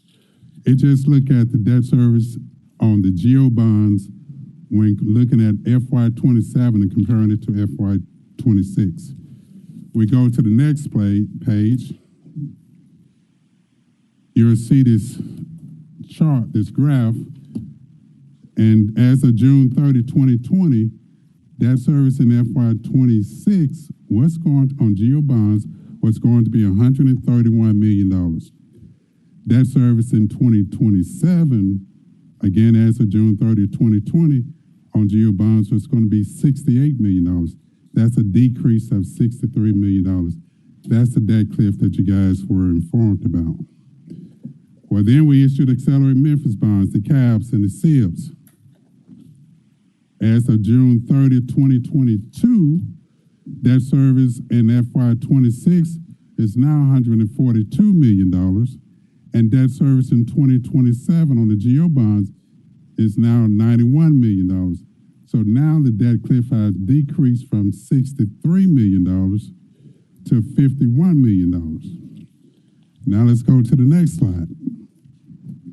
Well, we did this refunding in 2022, was we had a significant amount of PV savings. I think about $17 million in PV savings from that one transaction. What we did was we front-loaded the PV savings. Most of the savings occurred from 2022 through to 2026, and we have very minimum savings in FY27 through after. That refunding decreased debt service in 2026 by about just under $6 million. So that means the debt cliff now is going from 161 down to 115. It's now $46 million decrease. Then finally, we issued bonds back in March, GO bonds. We had a small amount of debt service in FY26 on those bonds, about $1 million. But we've got about $11 million in debt service in FY27 thereafter. So that decreased the debt service, the debt cliff even further, down to about $36 million. Now, if you will remember in the other presentation, we had a use of fund balance of about $18.6 million for this fiscal year, and we're going to next year a contribution of fund balance of about $16.2 million. Those two added up to about $35 million, and that gets you close to this $36 million debt cliff or decrease in fund balance. And that $35 million includes, not only does it look at the debt service on the GO bonds, Sheraton bonds, 100 North Main bonds, it also includes the revenue as well. It's all inclusive. That concludes my presentation.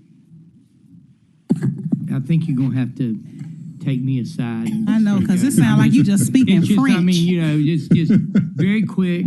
Or German. The slides are on opposite sides of the paper, so you're flipping it back and forth. You know, it's sort of like, you know, I can't keep up with what you were doing. So I'm sure that it sounds accurate, but I don't get it. My apologies. I wasn't expecting to make the presentation, and I asked someone to print it for me. We need to get him to come with the Cliff Notes presentation. Yeah. But the point is this, that we just got 36 million. That's the whole point. Yes, ma'am. The point is we got 36 million. But What's the but?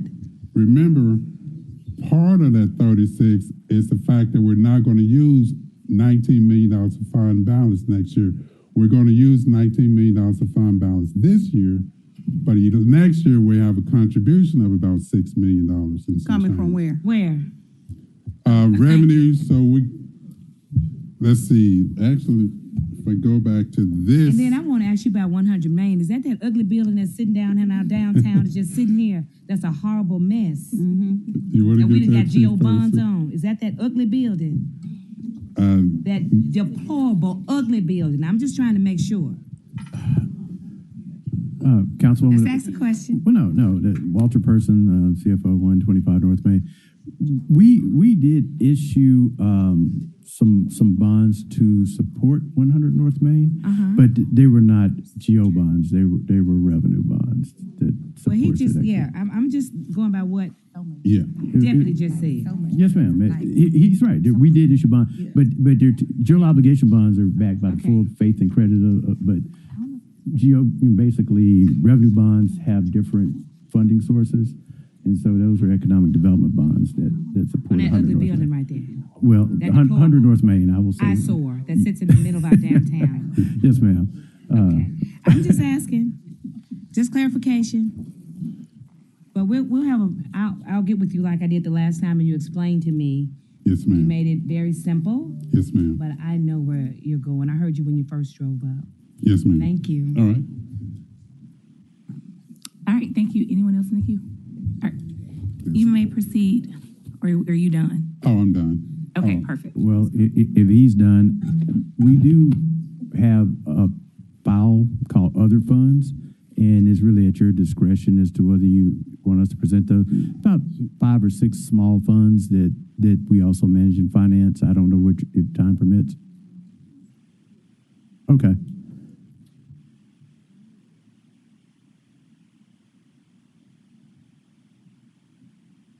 All right. So other funds are various other funds, in which we'll walk through really quickly, that we manage in the finance department. Of course, State Street Aid, and we talked about that a little bit earlier. That is a fund that we have seen some downward trending, but it is backed or funded by gasoline tax revenues received from the state of Tennessee. It's the Hotel Motel Fund that provides support for the Sports Authority, for the Convention Center, and for the Visitors Bureau, basically to support tourism. The New Memphis Arena Special Revenue Fund. MLGNW, according to special legislation, has a pilot that produces a couple of $1 million for the Sports Authority in support for the FedEx Forum, and that's the New Memphis Arena Fund. The 2019 Sales Tax Referendum Fund. The Sales Tax Referendum Fund is the fund that was passed to support the restoration of benefits for police and fire in terms of health care, in terms of pension restoration, and also for paving as well as pre-K. That's the funding source for that. And then there was an original pre-K special revenue fund, and that fund was established to provide support for pre-K education. But some of those funds were then, in terms of funding sources, were modified. And then finally, the unemployment fund, which is an internal service fund, which we're required to maintain for those employees or former employees that find themselves unemployed. Next slide, please. We dropped the headings off of this particular slide, but essentially just trending through. We see state taxes and total revenues. You can start to see some of the downward trending pattern that we referred to with the last column, and it'll show up better on these other slides. The last column is FY27 proposed. You see that state taxes are showing $21.3 million in total revenues, and the matching expense levels of materials and supplies being the 19,549 and the transfer out of 1768,300. Next slide, please. Hotel motel tax, you start to see those columns come back for us. So for hotel motel tax, we're looking at a little bit of a rebound. Of course, we know coming out of FY25 and FY26, we were still having a little bit of the hangover effect from a downturn in tourism, but you know, a lot of positive winds are moving this way. I think those of you that had a chance to attend Memphis in May festivities, Riverbeat, I think they were well attended, and we're starting to see a little bit of an uptick in people coming to the city. So we're looking at a little bit stronger, you know, flat to 26, but, well, I mean, not to 26, but 26 forecast, but a little bit of an uptick in proposed local taxes. And we're looking at that against pretty much static expenses, grants and subsidies, and transfers out not being materially different from what we're forecasting for this year. Next slide, please. The New Memphis Arena Fund. This New Memphis Arena Fund is what we referred to earlier, that is a special fund that supports FedEx Forum. Pretty much steady as it goes. This is an ordinance-based fund, and so the financing is pretty much the same year after year, a little bit of an uptick proposed for FY27. Next slide. Sales tax referendum. And I think this slide gets to some questions that we were being asked about what was happening to the 13.5. I think Dr. Easter Thomas, you asked a question about that in a proposed budget book. This is the fund that funds that, and you start to see that how revenues, which are local taxes, are kind of flattening out there a little bit. but you see a lot of expenses kind of coming in and driving a much bigger hit to those funds than revenues generated, and that's why we've been in deficit spending for several years for that fund. Next slide, please. The pre-K fund, last year, I think with this current year, rather, we did commit an additional 1.5 to pre-K. That funding for pre-K has been coming out of the sales tax referendum fund. We have returned that to a $7 million commitment for FY27, not because we don't want to support pre-K, but just because of the deteriorating condition of the sales tax referendum fund.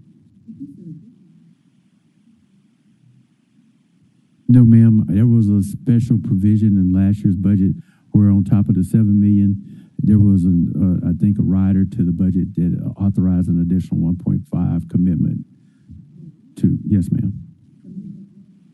Yes, ma'am, it was paid out.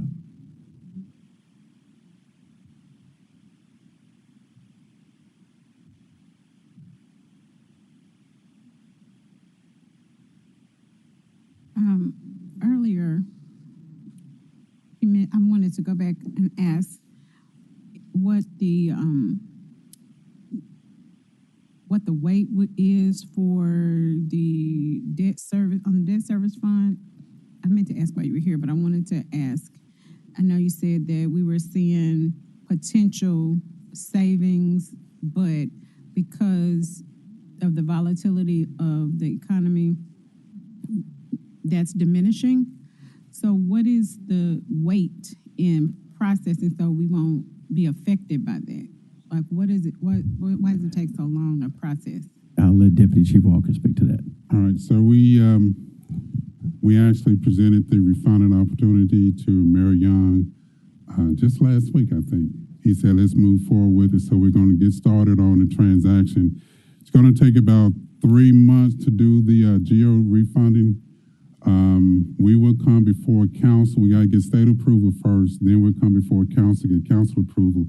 So maybe about another month and a half or so, we'll be before council moving forward to geo refunding. Then the TDZ refunding, we won't be able to call those bonds until, I want to say, early September, late August.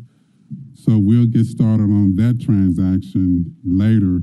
We got to get state approval for that also. And state approval is only good for like 90 days or so. So we'll work first on the geo refunding. That's when we got about $5 million in savings. And then we'll simultaneously, but not initially, maybe about a month later, we'll get started on the TDZ refunding. And the reason why the savings could decrease is if interest rates increase, it's just like you're refinancing your mortgage. If you got a 6% mortgage and rates are 4%, you can get a lot of savings. But if rates are 5%, you still get some savings, but not as much as you would if you had the 4% rate. Yes, ma'am. That is correct.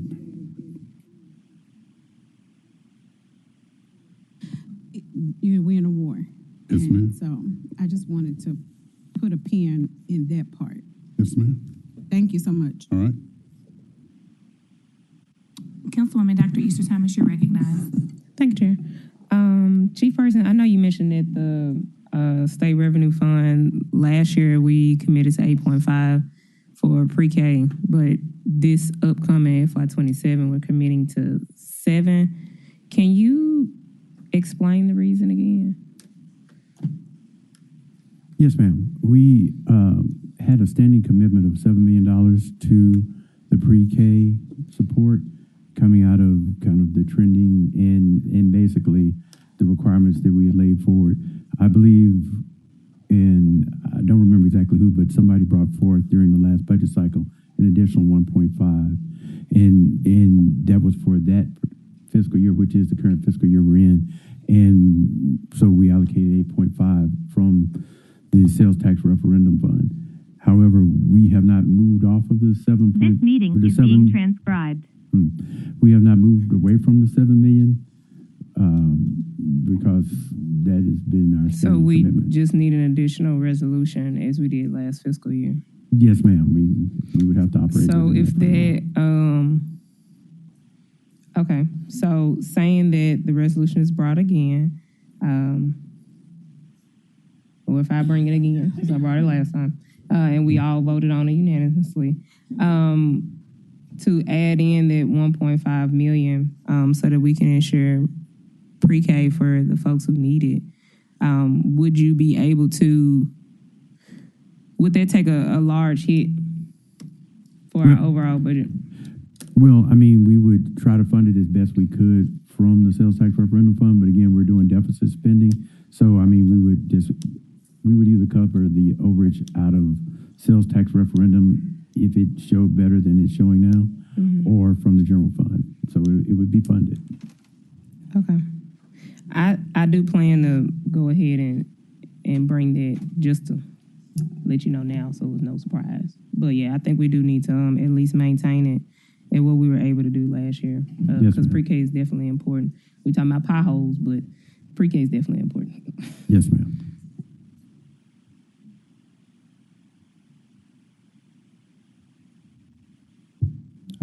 I think that's it for me, unless y'all have any additional Thank you so questions. much, Chief Person. Any other questions? Nope. Thank you so much, Chief Person. It is now, so there is a break here, but we're really supposed to start at 4, so we're just gonna keep on moving along. Now going to executive, we have the well, just executive then, okay.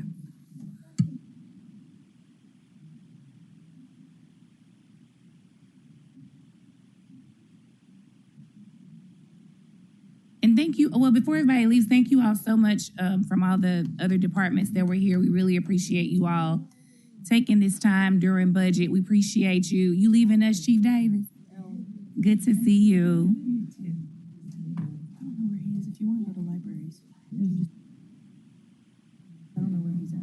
Okay. I thought I saw library, so they go. They're right there. You want to do? Wait, okay, yes. Okay, all right. Yes, let's go ahead and do libraries. Director Harris? Yep.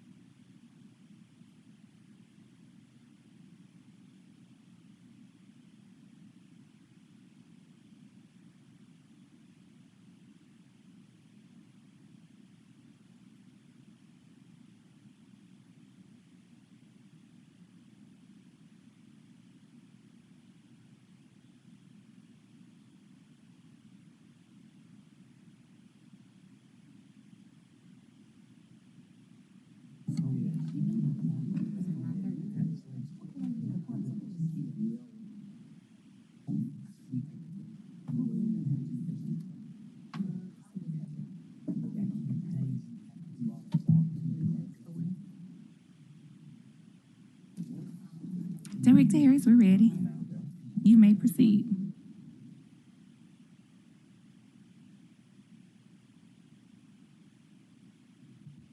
Good afternoon. Okay. Thank you. Thank you all for having us. We are looking at the FY27 budget, which hopefully everyone has the library copy. We do? Okay. Going through this, starting on page 2, I again took office in February. One of the first things that I realized was that the library system was very linear. There was a lot of duplicate duties being performed. There wasn't a true structure, and it did appear that there could have been some, I don't want to use the word waste, but there could have been a little more efficient fiscal responsibility. So we went in and reorganized the entire library system based on 3 clusters. One is operations, one is public services or anything that touches the public. In the middle is all the backbone support. We were able to move some positions internally. In doing so, we were able to create some space on our budget to do things such as raise our part-time salary, our part-timers from 20 hours, which they had been reduced to in FY25, bring them back up to 28 hours at all branches if they were necessary. We also were able to add 4 more part-time positions and have a little surplus to do a couple of other things, which worked out for us really well. Page 3, our complement has not changed. We're still at 285 positions within the library system. Going to page 4 for an overview. One thing I'd like to point out to the council is that if you look at our personnel expenses, they're 73% of our budget. That may seem excessive to the normal person looking at an organization, but the library, we are people facing, we are public service oriented. We provide a lot of one-on-one services. We have to have humans to enact those services. So that's why our personnel is so heavy. Materials and supplies is at 21%, which works for what it is that we do. Some of the priorities for this up and coming year, we are implementing for the first time the Teen Tech Summer Camps. We've partnered with Code Crew. I'm sorry, hopefully you can hear me now. We've partnered with Code Crew to offer a tech camp at 10 of our 18 branches beginning this summer. And the camps will center on lots of different digital topics such as digital content creation, AI programming, AI literacy, also basic programming, and a lot of other gaming, app design, and lots of other activities that they were engaged in. Also, we're looking to expand our Link 211 service. As the council may know, that right now we have 4 branches, that is South Gaston, and also Orange Mound, that utilize social workers because we get a lot of calls in 211 from that general area, and also Levi, I'm sorry, that's the 4th one. We get a lot of calls from that corridor on people who need social work services. So someone had the foresight a couple of years ago to hire 3 social workers within that corridor. So with our budget for next year, we'll be able to add a 4th social worker that serves those 3 branches plus Orange Mound as the 4th. And also with what we do, we have to remain innovative. As you are aware, that I believe it's in 2021 and 2022 that the Memphis Public Libraries won a national award for its innovation, being the most innovative library in the United States. And to keep that up, we have lots of things that we have to pay for, not just technology upgrades. We also are we look after our aesthetics. That's very important to us. And also, we have very high rising security and janitorial costs. We have had problems with after-hour security recently, but I do want to thank the Memphis Police Department for working with us on those times that we are not there. Going on to, I'll just skip page 5 and page 6. All right, going to page 7. Some of our key drivers, again, as I just talked about, security services roles going into FY26, and we're also looking to expand those security hours with our budget for next year. Right now, our security is there. Libraries open at 10. Security is there at 1. Some libraries close at 6. Some close at 8. So security is there until closing, but we want to be able to extend their services throughout the entire day. Also, our janitorial costs continue to rise. The thing is, with our janitorial costs, they're a little bit different from the normal organization in that every library branch has a high population of unhoused individuals who come in. We welcome them. It's a safe place. we have no issue whatsoever. But however, it does cause issues because sometimes that is the only access they will have to soap or running water. So we have had things like at Central Branch to where the soap dispenser would get ripped off the wall because it would get taken with them, or paper towels and things would have to be replenished a lot quicker than usual. We are working with General Services right now on a more permanent solution, looking at a redesign of our bathroom equipment because it is about 25 years old or so. And it is something that we think that we'll be able to afford to do, but that's once the architect comes back. But those are things that we do have to address. And also, even though we have some great brand new branches in Olive Branch and Raleigh and Frazier, Southwest Twin is about to become online, and Parkway Village hopefully within the next couple of years, but the rest of the library branches are aging. They are very old, most of them built within the 60s, a couple within the 50s.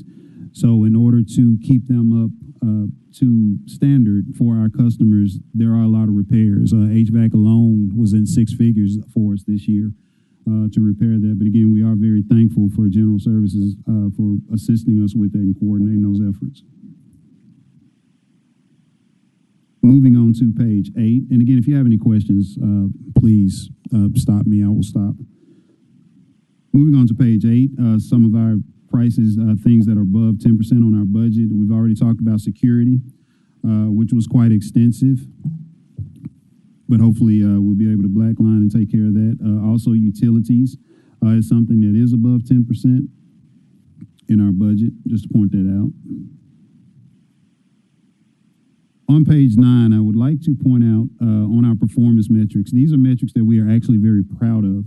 The first line is the number of customers who are accessing the library. Forgive me. If you notice, every year since 2022, there's about a 10% gain in terms of people who are using the library. And that's very important because 2022 is when we were winding down from COVID. People were starting to come back out. So we've had a gradual increase in our numbers since then. In our projection of FY27, we used about a 10% increase in our participants for us to gauge how much we really needed so that we can function. Also, our youth programs is up about 5% from last year with some of the programming that I mentioned, like with Teen Tech Summer, and there's a lot of other programs that we're doing that will hopefully get that number above the 5% increase that we had the year before.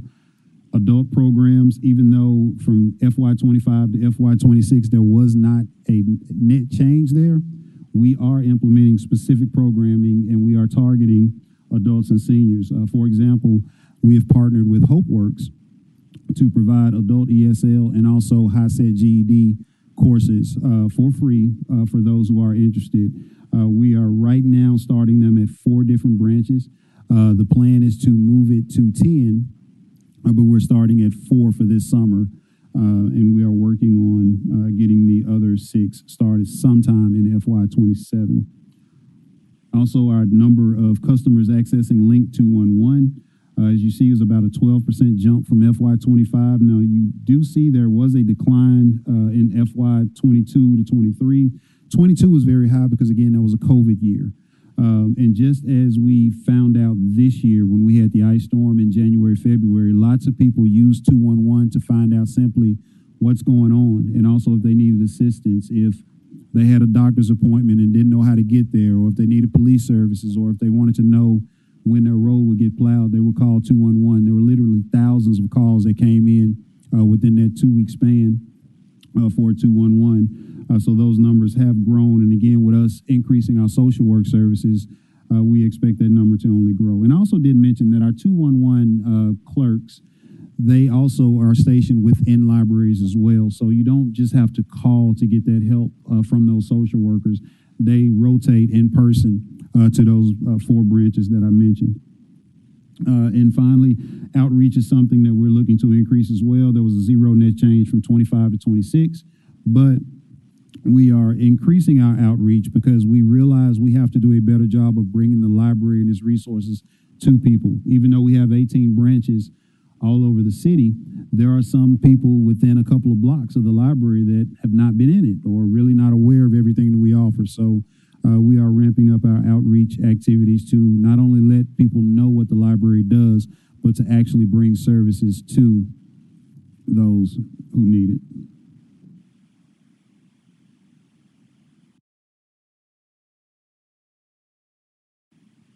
Page 10, I've already mentioned our expansion of the adult classes. Those specific branches, because one of you asked during the session that we are starting the GED, HiSET, and ESL classes for this summer. It will be at Whitehaven, Officer Jeffrey Red, at Hollywood, and also East Shelby.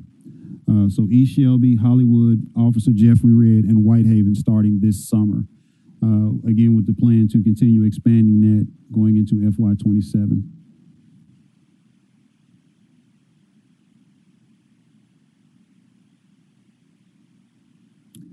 Page 11, I've pretty much mentioned everything there.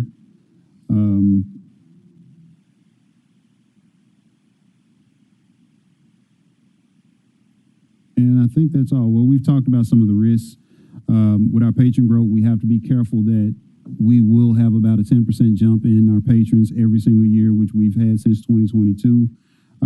We are working very, very diligently on increasing our numbers with tweens and teens. That's kids from the ages of 9 to 18. We've talked about some of that programming. There's a lot more. If you're familiar with our Cloud 901 at Central, we're trying to expand that concept to other branches as well, to have sort of Cloud 901 Juniors or Cloud 901 Lights. We're throwing around different names for it. But we do want to have that experience for tweens and teens at all the branches as well. We're also kicking off our Discover Read this summer, which, summer reading is another word for that, but we've implemented not just having students to read books or have kids to read books.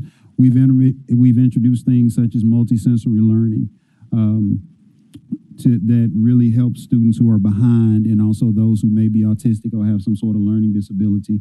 We have a team that was trained, and they've been training the trainer so that every library will have a person who is Orton Gillingham certified to teach in a multisensory manner to those who may have a learning disability or who are behind. So that when we're doing these Discover Read sessions over the summer, and we're also doing our outreach as we go into the fall, we'll have some very skilled people delivering. No, those are librarians. And the librarians went through the training for that, and they're training other librarians in our train-the-trainer model. But I call them teachers when they're there. Okay, and that is all I have for my portion of the FY27 presentation, and I'd like to open this up to any questions that you may have. Thank you, Director Harris. In the queue, we have Chairwoman Swearingen Washington, followed by Councilwoman Logan. I just want to say for the record, you have hit the ground running. And I am so impressed. You're doing a great job. We appreciate you, and you have our full support. Thank you. Just I really appreciate continue doing that. what you're doing. Thank you. Councilwoman Logan. Thank you, Chair. And I echo your sentiment as well. We appreciate you and for your vision. I do have a question that we want to see you continue to do well. Right. And I heard you mention, and I've seen the increase in the unhoused, unsheltered, and homeless population in our libraries. What's in the budget that speaks to accommodating or and as well as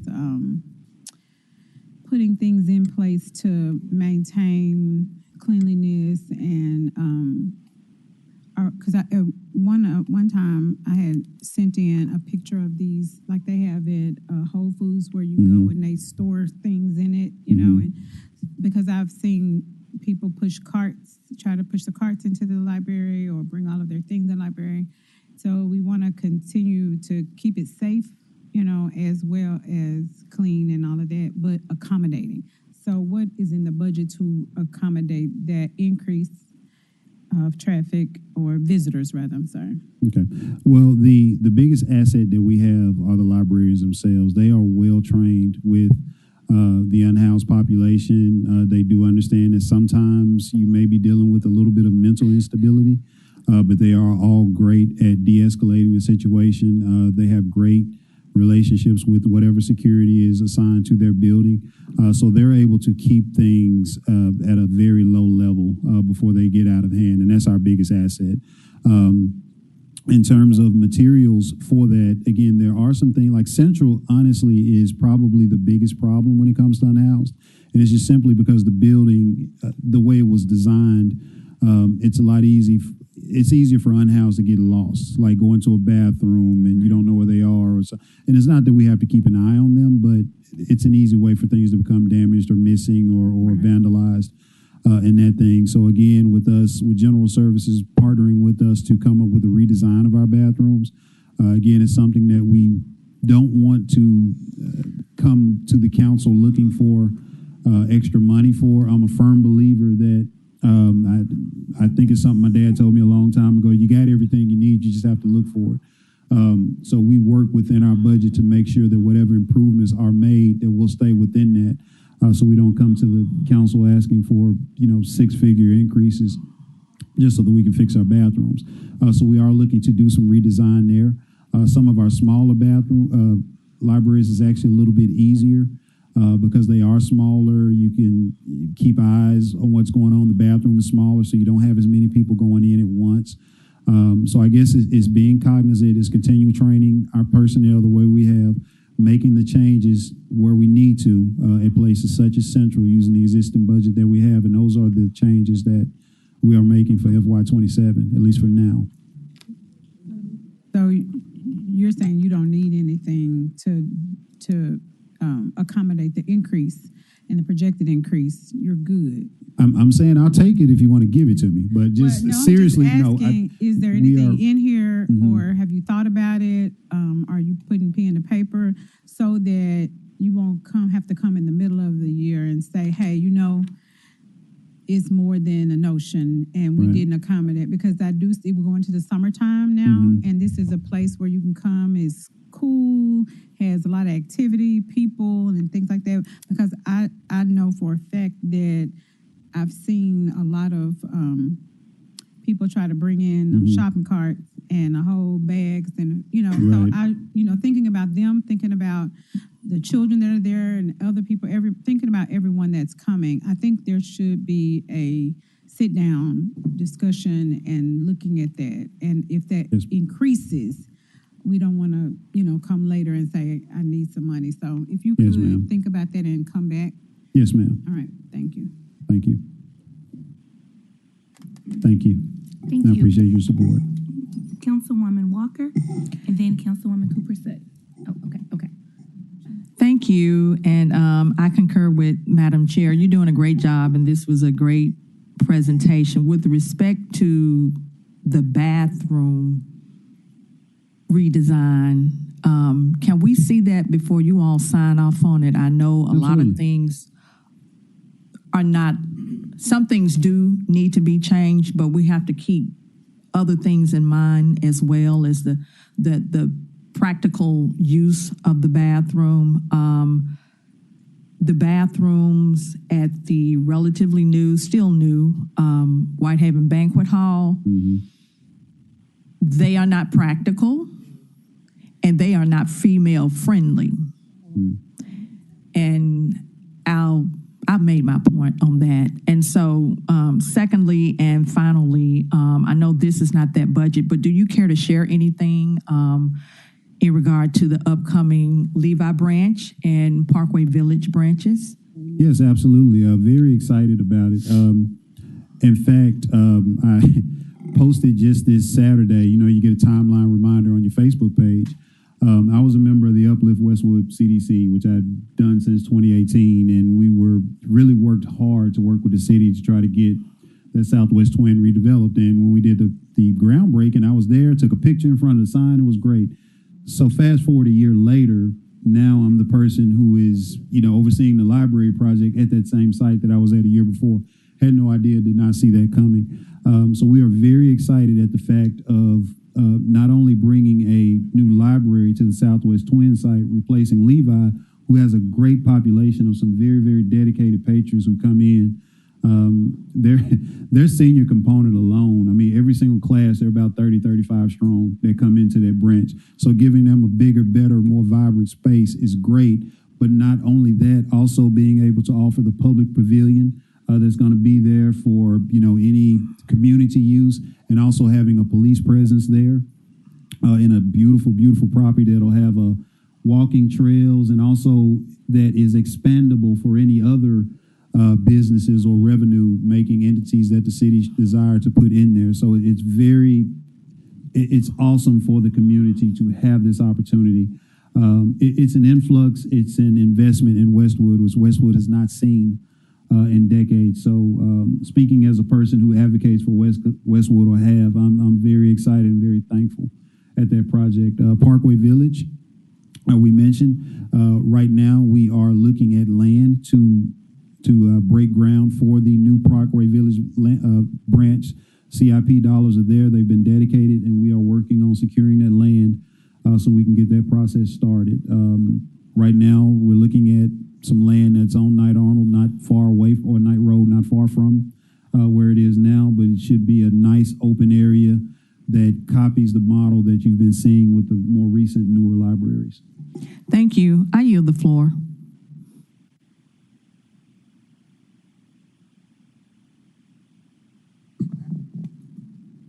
Councilwoman Logan.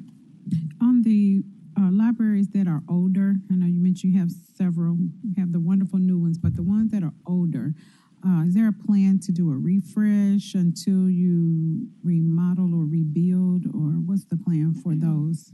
Absolutely. Before I came on, when Deputy... Particularly Cordova. Yes.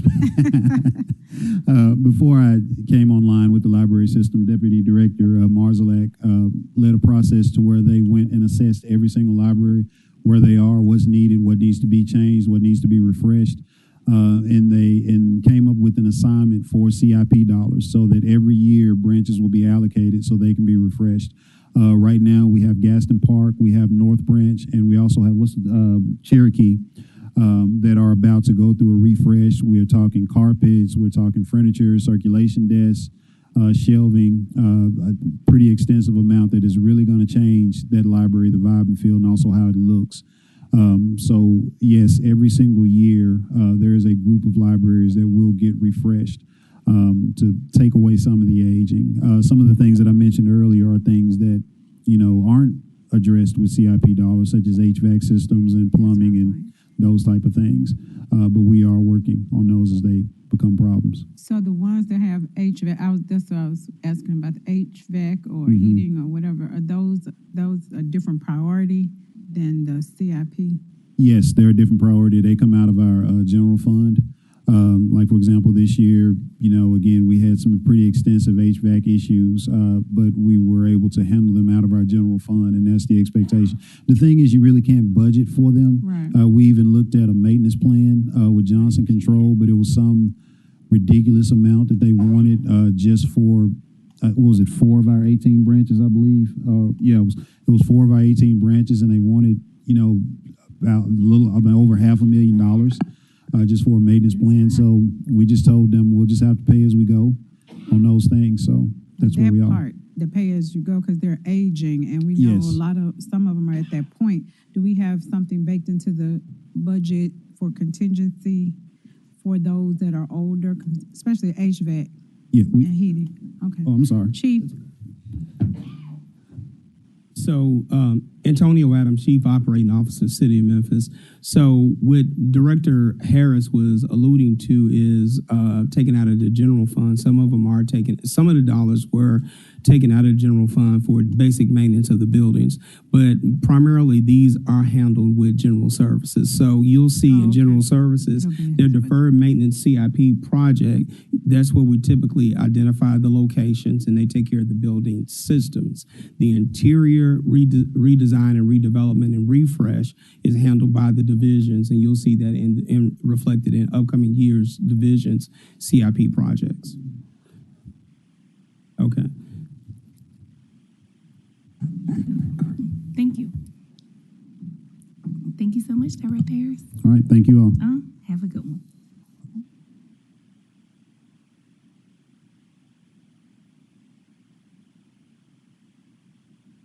All right, Chief Adams, we're ready for you for executive.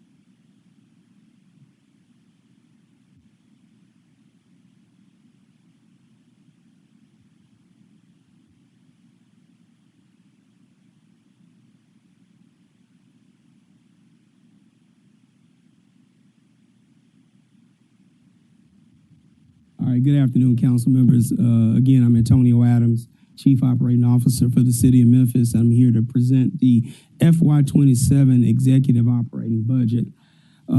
If we can advance to the first screen. So first screen will provide you a organizational chart of the executive division. As you see, you have the mayor's office, but then under the mayor, you have the Chief Operating Officer, Communications, Intergovernmental Affairs, Chief of Staff, Office of Youth Services, Joint Office of Neighborhood Safety Engagements. It's a lot. Community Affairs, and then Chief of Development and Infrastructure. And you'll see the offices that fall under those as well.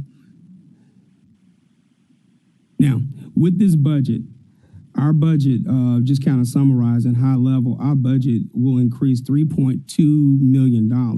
Primarily, those increases, if we can go to page 5, those increases will be primarily in personnel dollars, and that's attributed to, one, every budget you all see will have the proposed 2% increase in it. So ours has a proposed 2% increase, but there is a shift, as Chief Person mentioned, in personnel dollars that are coming from the Office of Comprehensive Planning. There is, you'll see an increase in grants and subsidies as well, and that's primarily the Office of Youth Services. We are increasing funding there so that we meet the 3,000 student capacity.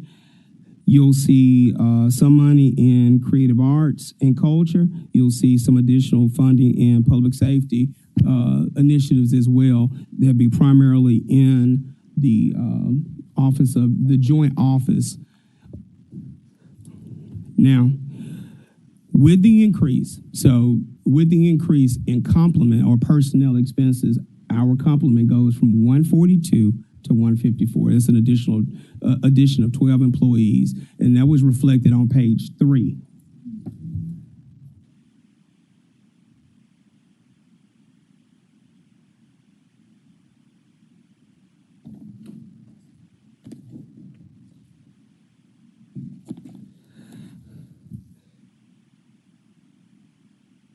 Now, notwithstanding that increase, that is going to be budget neutral with respect to it being reduced out of finances budget and then moving to executives budget. At present, the direction of those activities are primarily under Chief Zena, so it just makes sense for those employees to reside specifically under Chief Zena. As I mentioned before, our cost drivers are primarily the 12 employees. This is a transfer of personnel costs. The increase in grants and subsidies that reflect primarily what the mayor promised during his budget speech, which is the increase in youth employment from current amount to 3,000 students. There is an increase in our workforce development by way of creative arts and culture, and then there is a modest increase under the public safety initiative as well. So that reflects an overall increase of $3.2 million, with the majority of it being budget neutral because it's coming from finance. Maybe about half of that, $1.5 million, is coming from finance to executive. Now, that's a high-level overview of the expenditures of executive. There are some revenues that are baked in that are offset. That's investment fees. Those investment fees are coming to executive from finance by way of comprehensive planning. And then, of course, there's revenues that are collected, and they have been normalized. At first, they were pretty high with respect to MAS, but we're normalizing our donations, and so that's $780,000. With that being said, I'll open up to questions, and/or I will invite youth services, MAS, community affairs, the joint office here to just speak if you have any specific questions about those initiatives.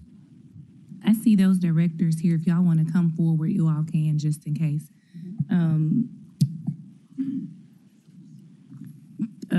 Councilman Dr. Warren, you're recognized. Yes, thank you. Thank you, Ms. Adams. In the past, we've been funding the GVIP program out of executive. Where is that in this budget? Good. Can you come and talk about your funding and adequacy or inadequacy thereof? So let me, particularly how we're funding our interveners. So let's just kind of frame the conversation as Ms. Williams began. The joint office is one that's combined with the county government and city government. Specifically, the predecessor was GVIP. Now it is not a one piece.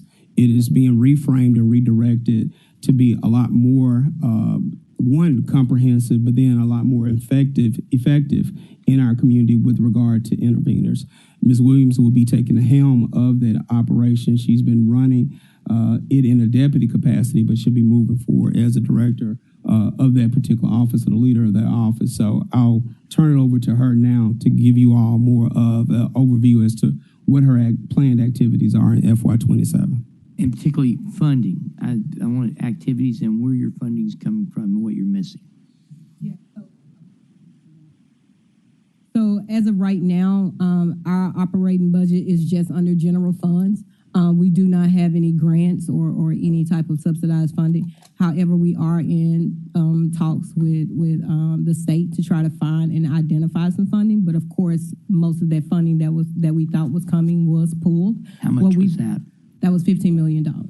So you're down $15 million as we start? Yes. Okay. And what is your budget right now? 2. Yeah, 1.26. So you have a budget of 1.26. Yes, but most of that is personnel and operational costs that we already have. But in order to fund this, we need $15 more million. I wouldn't necessarily say that. I mean, there was an overall reduction at the state, but our impact right now, we're trying to ascertain and move forward. Consider this, council members. The reason I'm asking this, Chief, is I just want my colleagues on the council to understand that where we had state money for this, we don't have state money for this. Yes, sir. And in order to make it function, we're going to have to figure out where we're going to get money for it. Right. Keep going. Go ahead. So consider this. When we walked in 2024, this was primarily funded by ARPA, and then, of course, we had some state subsidies as well, along with ours. This is going to take a long-term ramp-up approach for us to fund this operation. So we cannot replace every grant dollar that we had dollar for dollar. And if we don't do that, what happens to the operations?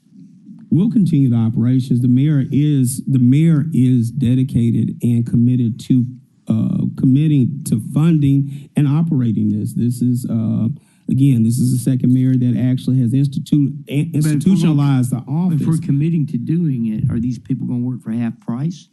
No, sir. Okay. Now, so we're going to have half the people working? Nope. We'll find a way. I just cannot commit to you currently with the current dollar, nor can we defund other operations to move this in that direction. What can we do to help you with this? Well, right now the mayor's presented you with the balanced budget.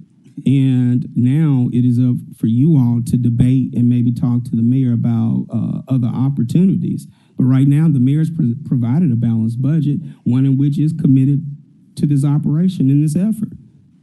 We just cannot fund it based on the additional subsidies that came from outside of here.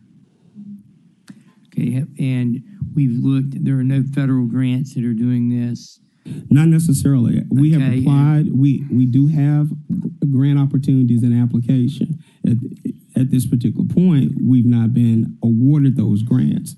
So let's not count proposed or potential money before it ever occurs. And so I think we should just have a more intelligent one-on-one conversation as to how we move forward, as opposed to looking at.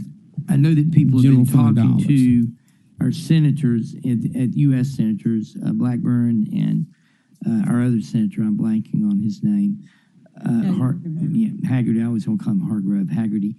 I'm wondering, where are we as far as the city and talking to those two people?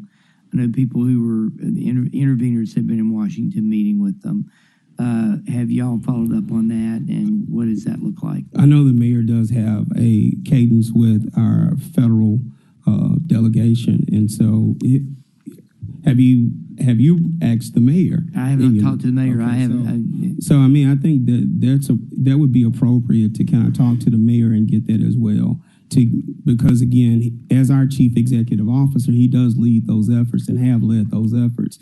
I feel very confident in what he's done and how he's had the conversations. Can we help? And that my question was, how do we help with this? Maybe you should talk to the mayor and offer your assistance. Okay, thank you. Thank you.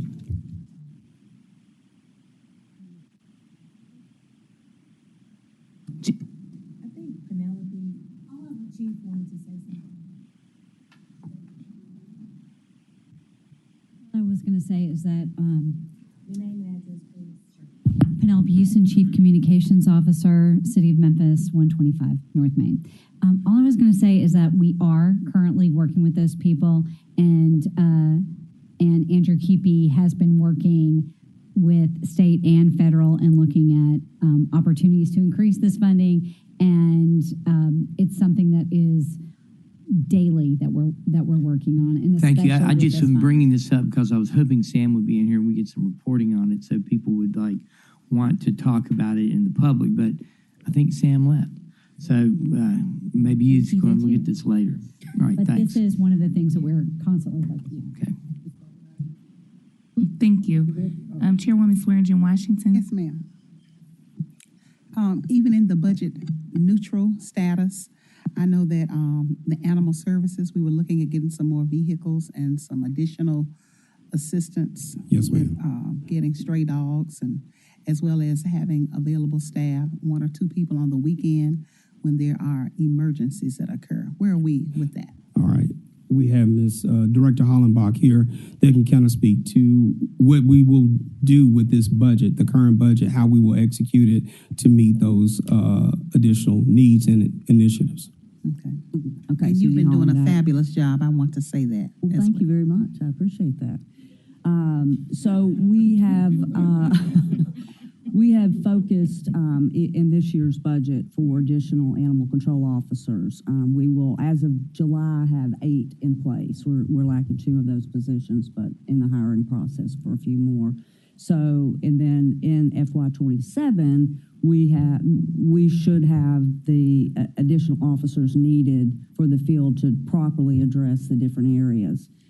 So that, and the staffing there would be the focus for our personnel budget. For FY27? For FY27, correct. Okay. I believe it's 4 or 5 additional officers in FY27 that we're looking at, and then some other staffing that we needed to fill. And what going about forward. vehicles? The vehicles, I think we have 1 for this year, and then there's, I think, 2 or 3 listed for FY27. Okay. That are needed for us to get it properly, to assist the number of officers we're bringing in. And this additional staffing will be in place to cover the weekends properly. Okay. Get the evenings and the weekends properly staffed. Okay. Thank you. Councilwoman Logan, followed by Councilwoman Cooper Sutton. Thank you, Chair. And I have a question for you. So this will be in place starting July 1, the Yes. ramp up. will be in Correct. place, Correct. starting July 1. And until then, are you ready for the summer? Right, So, yes. And what I want to know from you, and you don't have to tell us now, because I see you've baked in increase and expansion for this budget, but for the next council meeting or the next meeting, or what are we going to do between now and July 1? As far as staffing with animal control? As handling the increase of stray dogs, and I call them ferocious dogs, mauling Correct. kind of dogs and things like that, and the process for us accessing you all after hours, which is a lot of times when we see them, because we at work right now, I'm not at the house seeing the dogs in the neighborhood, or overnight. So if you could share that. Right. That part, that's all. So, yes, we've been in the hiring process for several animal control officers, and we've actually just released 2 that gives us more hands on the weekends. And then we have, I believe it's 3 more finishing out their training that should be in place within the next month. That will be additional coverage for the weekends and the evenings. So, I mean, we need more staffing across the board. That's why we, need the additional staffing for FY27. But those hours definitely were a priority of mine coming in because I saw the need as well. And that's why I was saying you don't have to tell it now, but when you come back, a full I can do a specific breakdown for you. What Correct. you actually need to cover those real terrible dogs. They are a priority, I can assure you. Those calls are a priority. So even on the weekends, we have standby officers. So we are able to address them, but I feel like we need to be out daily. Even the weekends we can't be off due to the volume of strays. So I completely agree. But my question to you was, you were here, so I asked that, but my question was, I didn't hear where the new division is baked into this budget. The newest one, I think the creative entertainment people, pardon me? No, the art and the creative. Okay, so it will be a service center created under the chief of staff, the office of chief of staff. And so it just needs to be created in the budget and then we'll report up. If you recall that most of this was actually funded by a grant. And so now it is moving forward in its momentum and its effectiveness. So as it moves forward, it will share grant funding, but there will be some general funding required for this as well. And so we will provide you an updated, organizational chart that shows where their service center, but it will be reporting under the chief of staff. Is it its own division? No, ma'am, it's not its own division, it's its own service center. Own service? Yes, ma'am, it will be. So you say you'll update this to reflect it. Yes, ma'am. Are they included in the budget? Yes, ma'am. Portion of it? Yes, ma'am. It's included. There is roughly about $825,000 that's going to be added. But it's a part of the $3.2 million increase. Okay, I just needed to know 825, and you'll bring that back. Okay. Yes, ma'am. Thank you. Thank you, Councilwoman Cooper Sutton. Thank you, Chair. I didn't hear, and I don't know if I missed it or not. I know that since the 2 years that I've been here, we have been really struggling with a vet on site. And we did discuss and we did talk about recruiting college students or those that were maybe on their way out. So where are we in that process? And have we made a final decision on what the process will look like, or do we have something in place already? Because we know the importance of the veterinarian being on staff, and that's very important. Absolutely. And that's a major missing piece for us here in the city. Now, we do have a veterinarian on staff. Now, he is part-time, but he is the veterinarian on record for us. But we have been building up our relief veterinarians, to give us more options daily.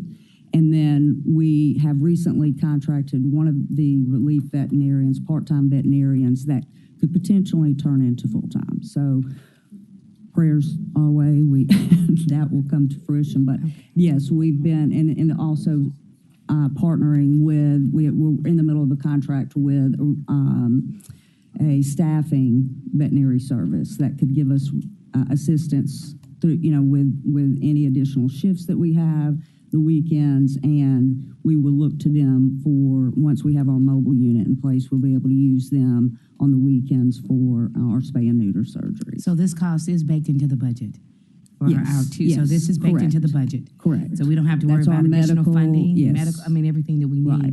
So from what I'm hearing, we have potentially 2 part-time vets.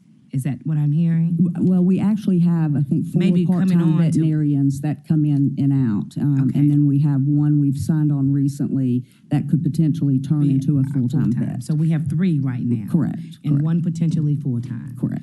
Well, I just wanted to know because we stressed that, and I know that Chief Adams and his team was making that a priority. Absolutely. Making sure that we find a veterinarian. Yes, ma'am.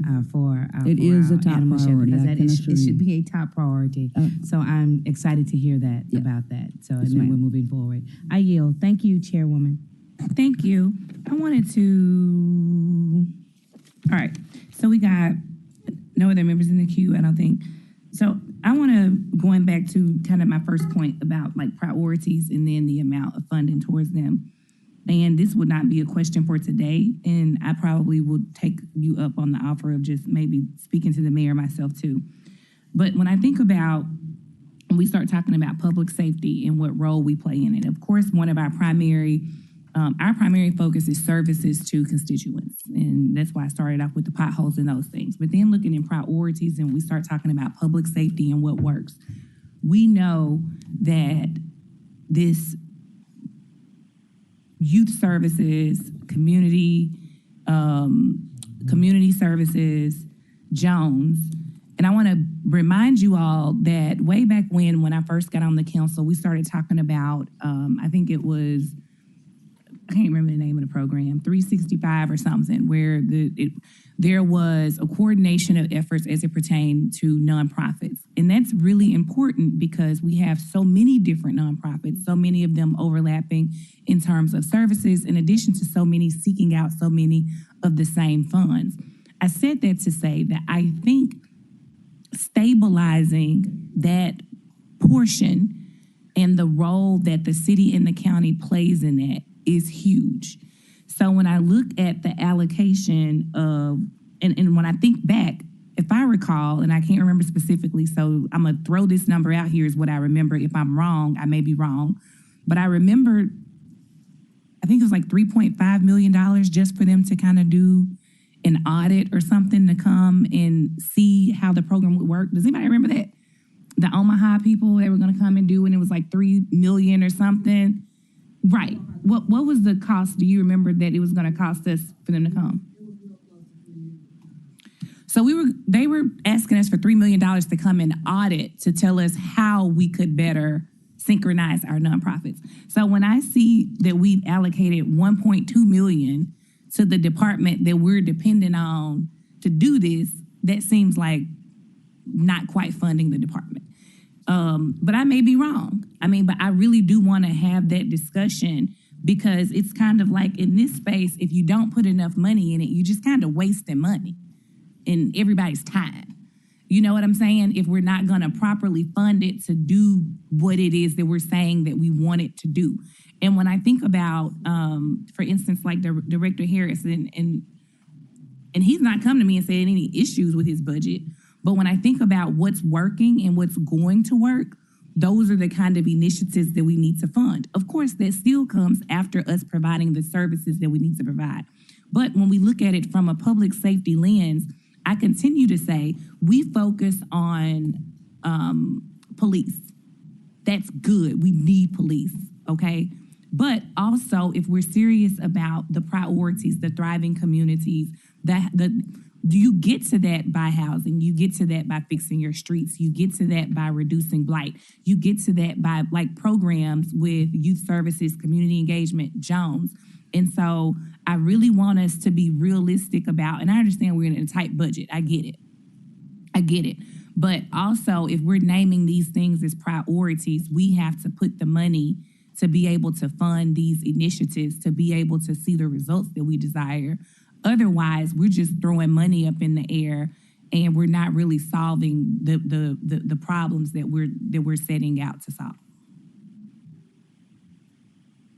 Understood, and we received that. I do encourage the offer to speak with the mayor to understand his comprehensive plan and how the rest of the budgets actually meet to that end. I think, one of the things that we can talk about with respect to Jones is the collaborative spirit between the county government and the city government to make ends meet. But I think there's other funding activities in other divisions like police that actually support this operation. And what I probably need to do is bring you a better picture of how that goes into this. Because again, I understand that the loss of a grant, especially with that type of number attached to it, does stoke fear. But the one thing that I do have confidence in is the mayor's commitment in funding and ramping this program up. One of the things we do have to consider is there needs to be a ramp up period with respect to prioritizing and balancing the other expenditures to city services. So I definitely understand your concern. Thank you. And I'm even open to some discussions. I remember at one point there was this pot of money that everybody was talking about, really looking and exploring some private-public coordination there in terms of funding, especially now that we have this gap. I just think it's time for us to get creative and intentional about what it is that we say that we want to see, you know, and I get it that we have budget restrictions and restraints, but we also are able to be intentional and strategic, even if it's not today. What does it look like next year? What does it look like in year 2, 3, 4, and 5?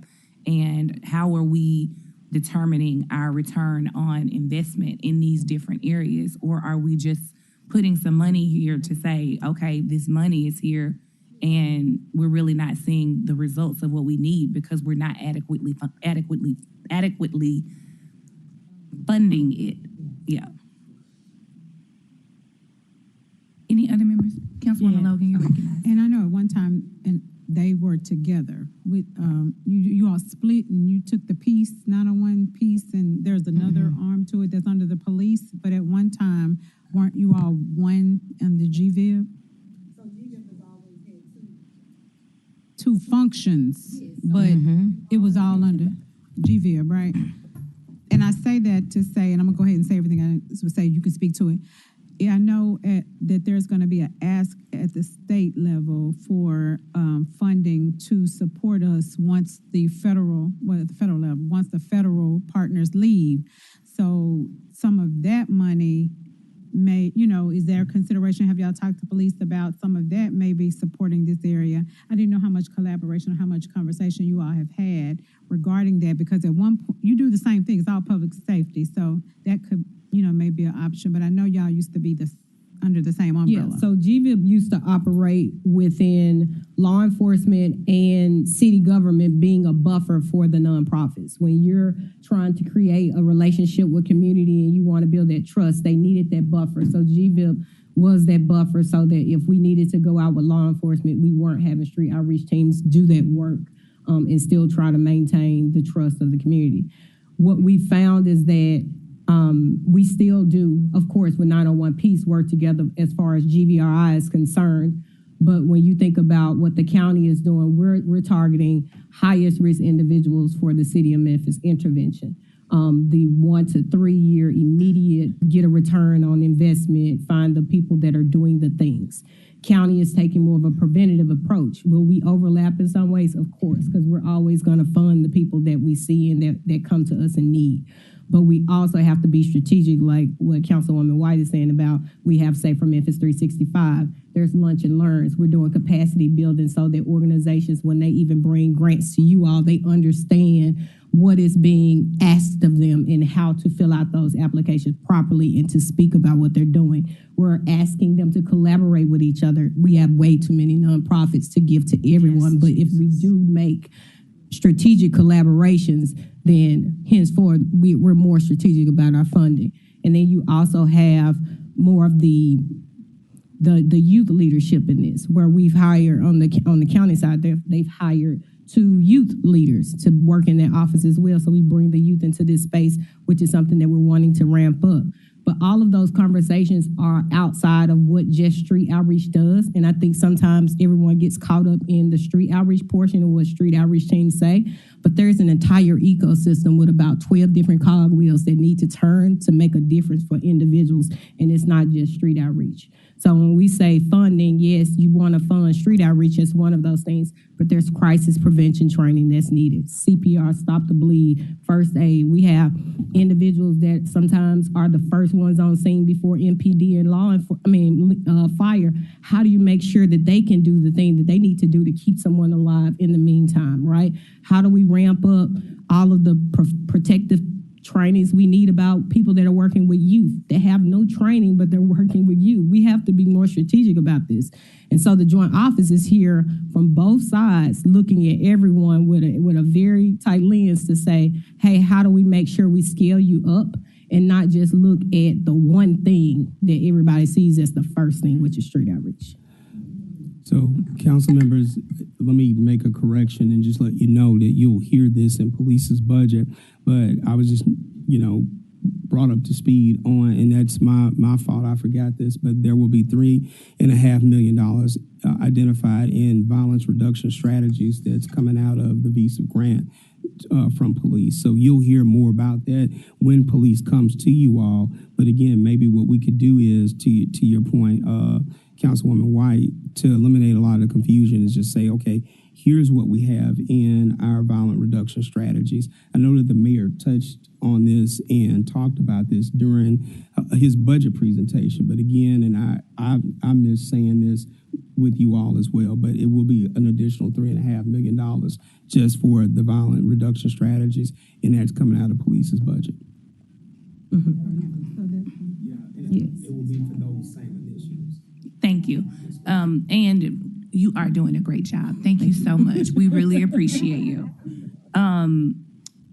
Councilwoman Cooperson, was that yours? And that was it. And to concur what you said, we started a year ago and we talked about, even with our grants, giving money to all these different organizations and trying to combine them. Remember, we wanted to see, because it's almost like we're just spinning our wheels.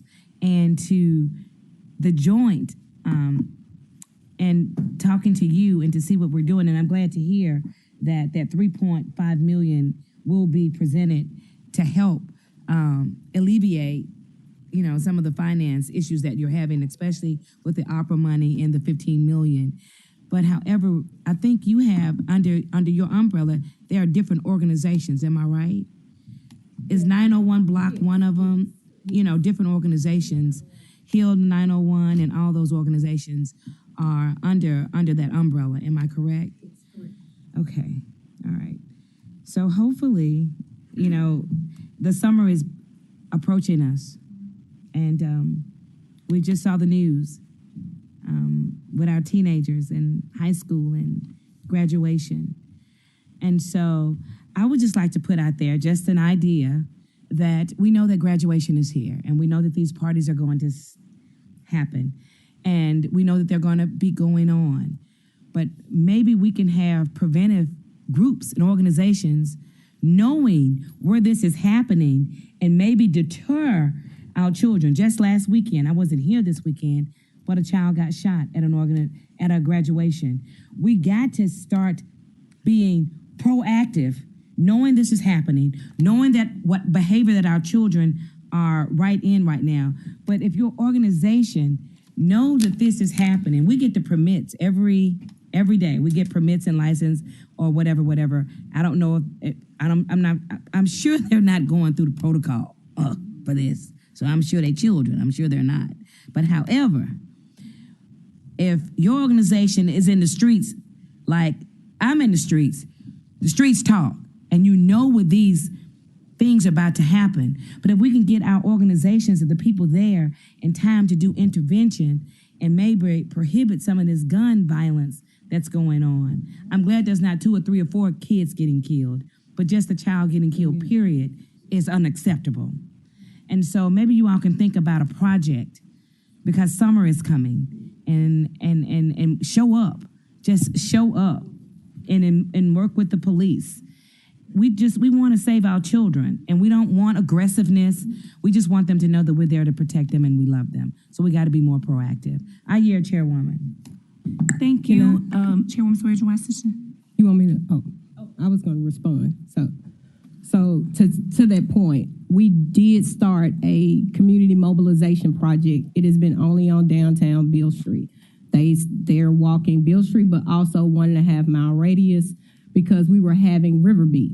And so what I've been doing is strategically deploying them where we had the need based on the events. So as we ramp up, we've had conversations with leadership about where else we can deploy this organization, but it's only one organization and it's only a pilot for a very short time until the end of this fiscal year. So we're making those efforts so that we can bring to you all the results of those things, some of the things that they've been able to de-escalate without police involvement, some things they've been able to keep people from getting citations, understand their rights and rules and what they should and should not do. And also just community engagement, letting people know you're out there, you're watching, we're here, from the city. We're trying to make sure that you have what you need and you understand, even from traffic flow to where you can and cannot be after a certain time. And youth, making sure they understand curfews and all these things. So we've started on a small scale, but just to that point, we have started those conversations. Able to deter from Memphis beat, and you had everybody in place. We need to institute those things in our communities where it's happening, and we need to meet our children where they are so they can understand that we are here and we love them. We don't want anything to happen to them, but we got to be more we're coming into the summer. I mean, we're getting here. And so what we don't want to see is an escalation of our youth killing each other. You all know the gangs. You got the street. You already know where they are. You know where the beef is. We already know that. So we need to be proactive, and they need to know that we see you, and we're here to intervene, and we're here to help, and to get you the resources we need. You know where they are, Tamika. Y'all in the streets. You hear the noise. So we need to be more proactive. I know that pallet is in existence, and I know we need money, but this is real time. This is for real, and we don't need a lot of killing during this summer for our babies. Absolutely. I yield again. Thank you, Chair, and I'm done. Thank you. It seemed like Chief Adams, you wanted to say something else? Yes, ma'am. So I did get an additional breakdown of the operational and grant-related expenditures. And again, I can share this with you all verbally on the record, but then most importantly, I think Chief Person is going to provide this in document form to you all. So the Joint Office receives $1.2 million, and that is to fund the staff of 901 Peace. And those are for outreach, conflict mediation, rapid response, and follow-up, grant writing, data collection, and coordination with the National Institute of Criminal Justice Reform.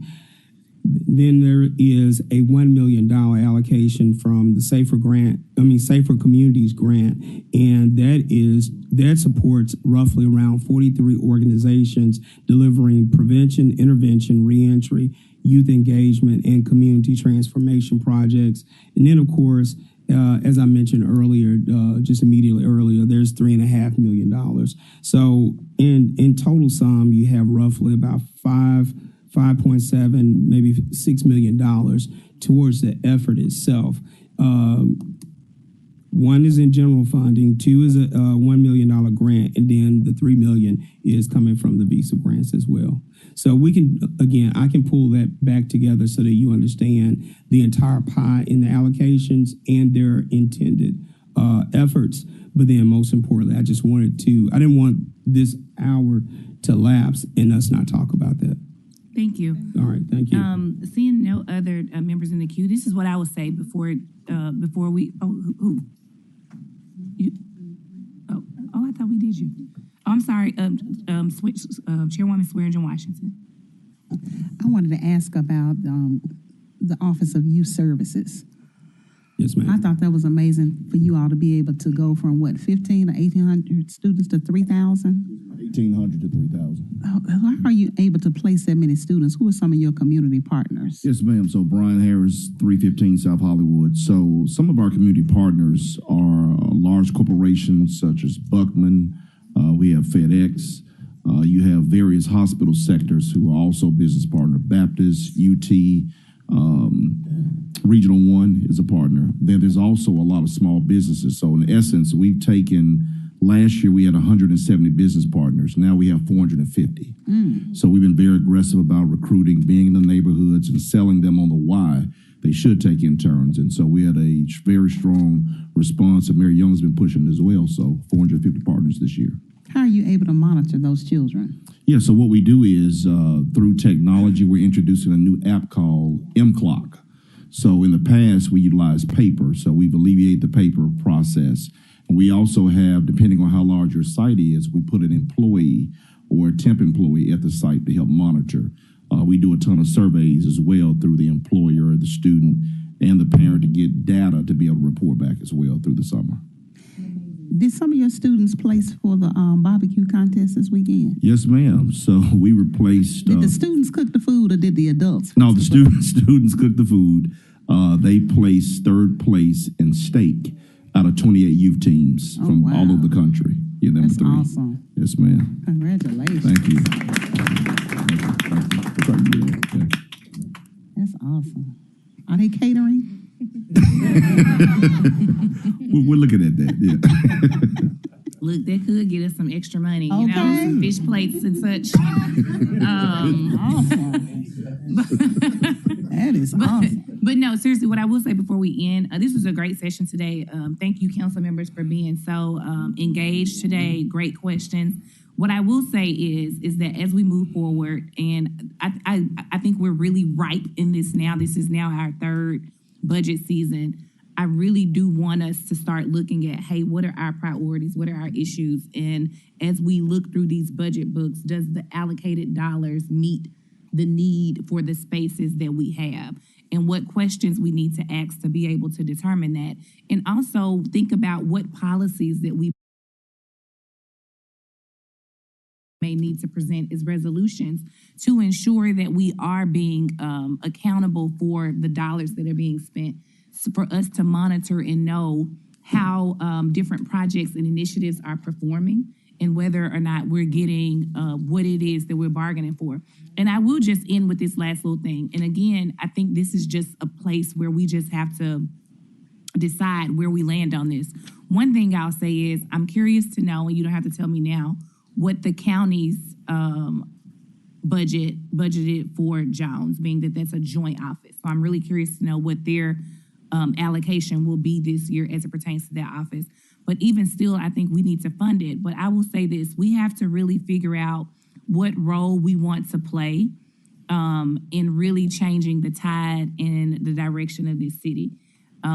Of course, we are responsible for services. That's our responsibility. We're not necessarily responsible for nonprofits and different types of resources and initiatives. But seeing that we have such a great need in this city, and one that I haven't heard much about today, for instance, is mental health. And so I really would challenge the administration to start talking about what does that look like for us to start lobbying for funds for a true mental health facility. What does it look like for us to start lobbying for funds for something like a boarding school for our youth to be able to be pulled out of these communities and put into a stable environment to be able to get the things that they need? And so us budgeting for today is great. It's going to help us make it through the rest of this year, but it's not going to change the direction that we're going as a city in total. So does that look like new bond issuances? Does that look like tax increases? Oh my gosh, I just said the worst thing in the world. But the reality is that we are a city that really needs to be funded. The other thing I would challenge the administration to do is to really lean on EDGE, the chamber and other organizations that are supposed to be getting in new organizations to start taking trips to Silicon Valley, to out there to Seattle, in these places that are looking to move. We have a lot to offer here. We don't have income tax. We are a metropolis. We are here and we are open for business. And so I just think it's time for us to start being a little bit more urgent, a little bit more aggressive, and really looking towards the future and planning in that kind of way. Like we're really serious about leaving Memphis better than we than it was when we got in these seats. So that's my little finishing remarks. Thank you so much for all that you all do, all of the directors, and Chief, thank you so much, Chief Person. We really appreciate you all, Chief Houston, and just, you know, I just want us to be aggressive. It's time to be aggressive. We can't maintain the status quo right now. Steadying the ship is great, but it's time for us to start inching towards a new direction.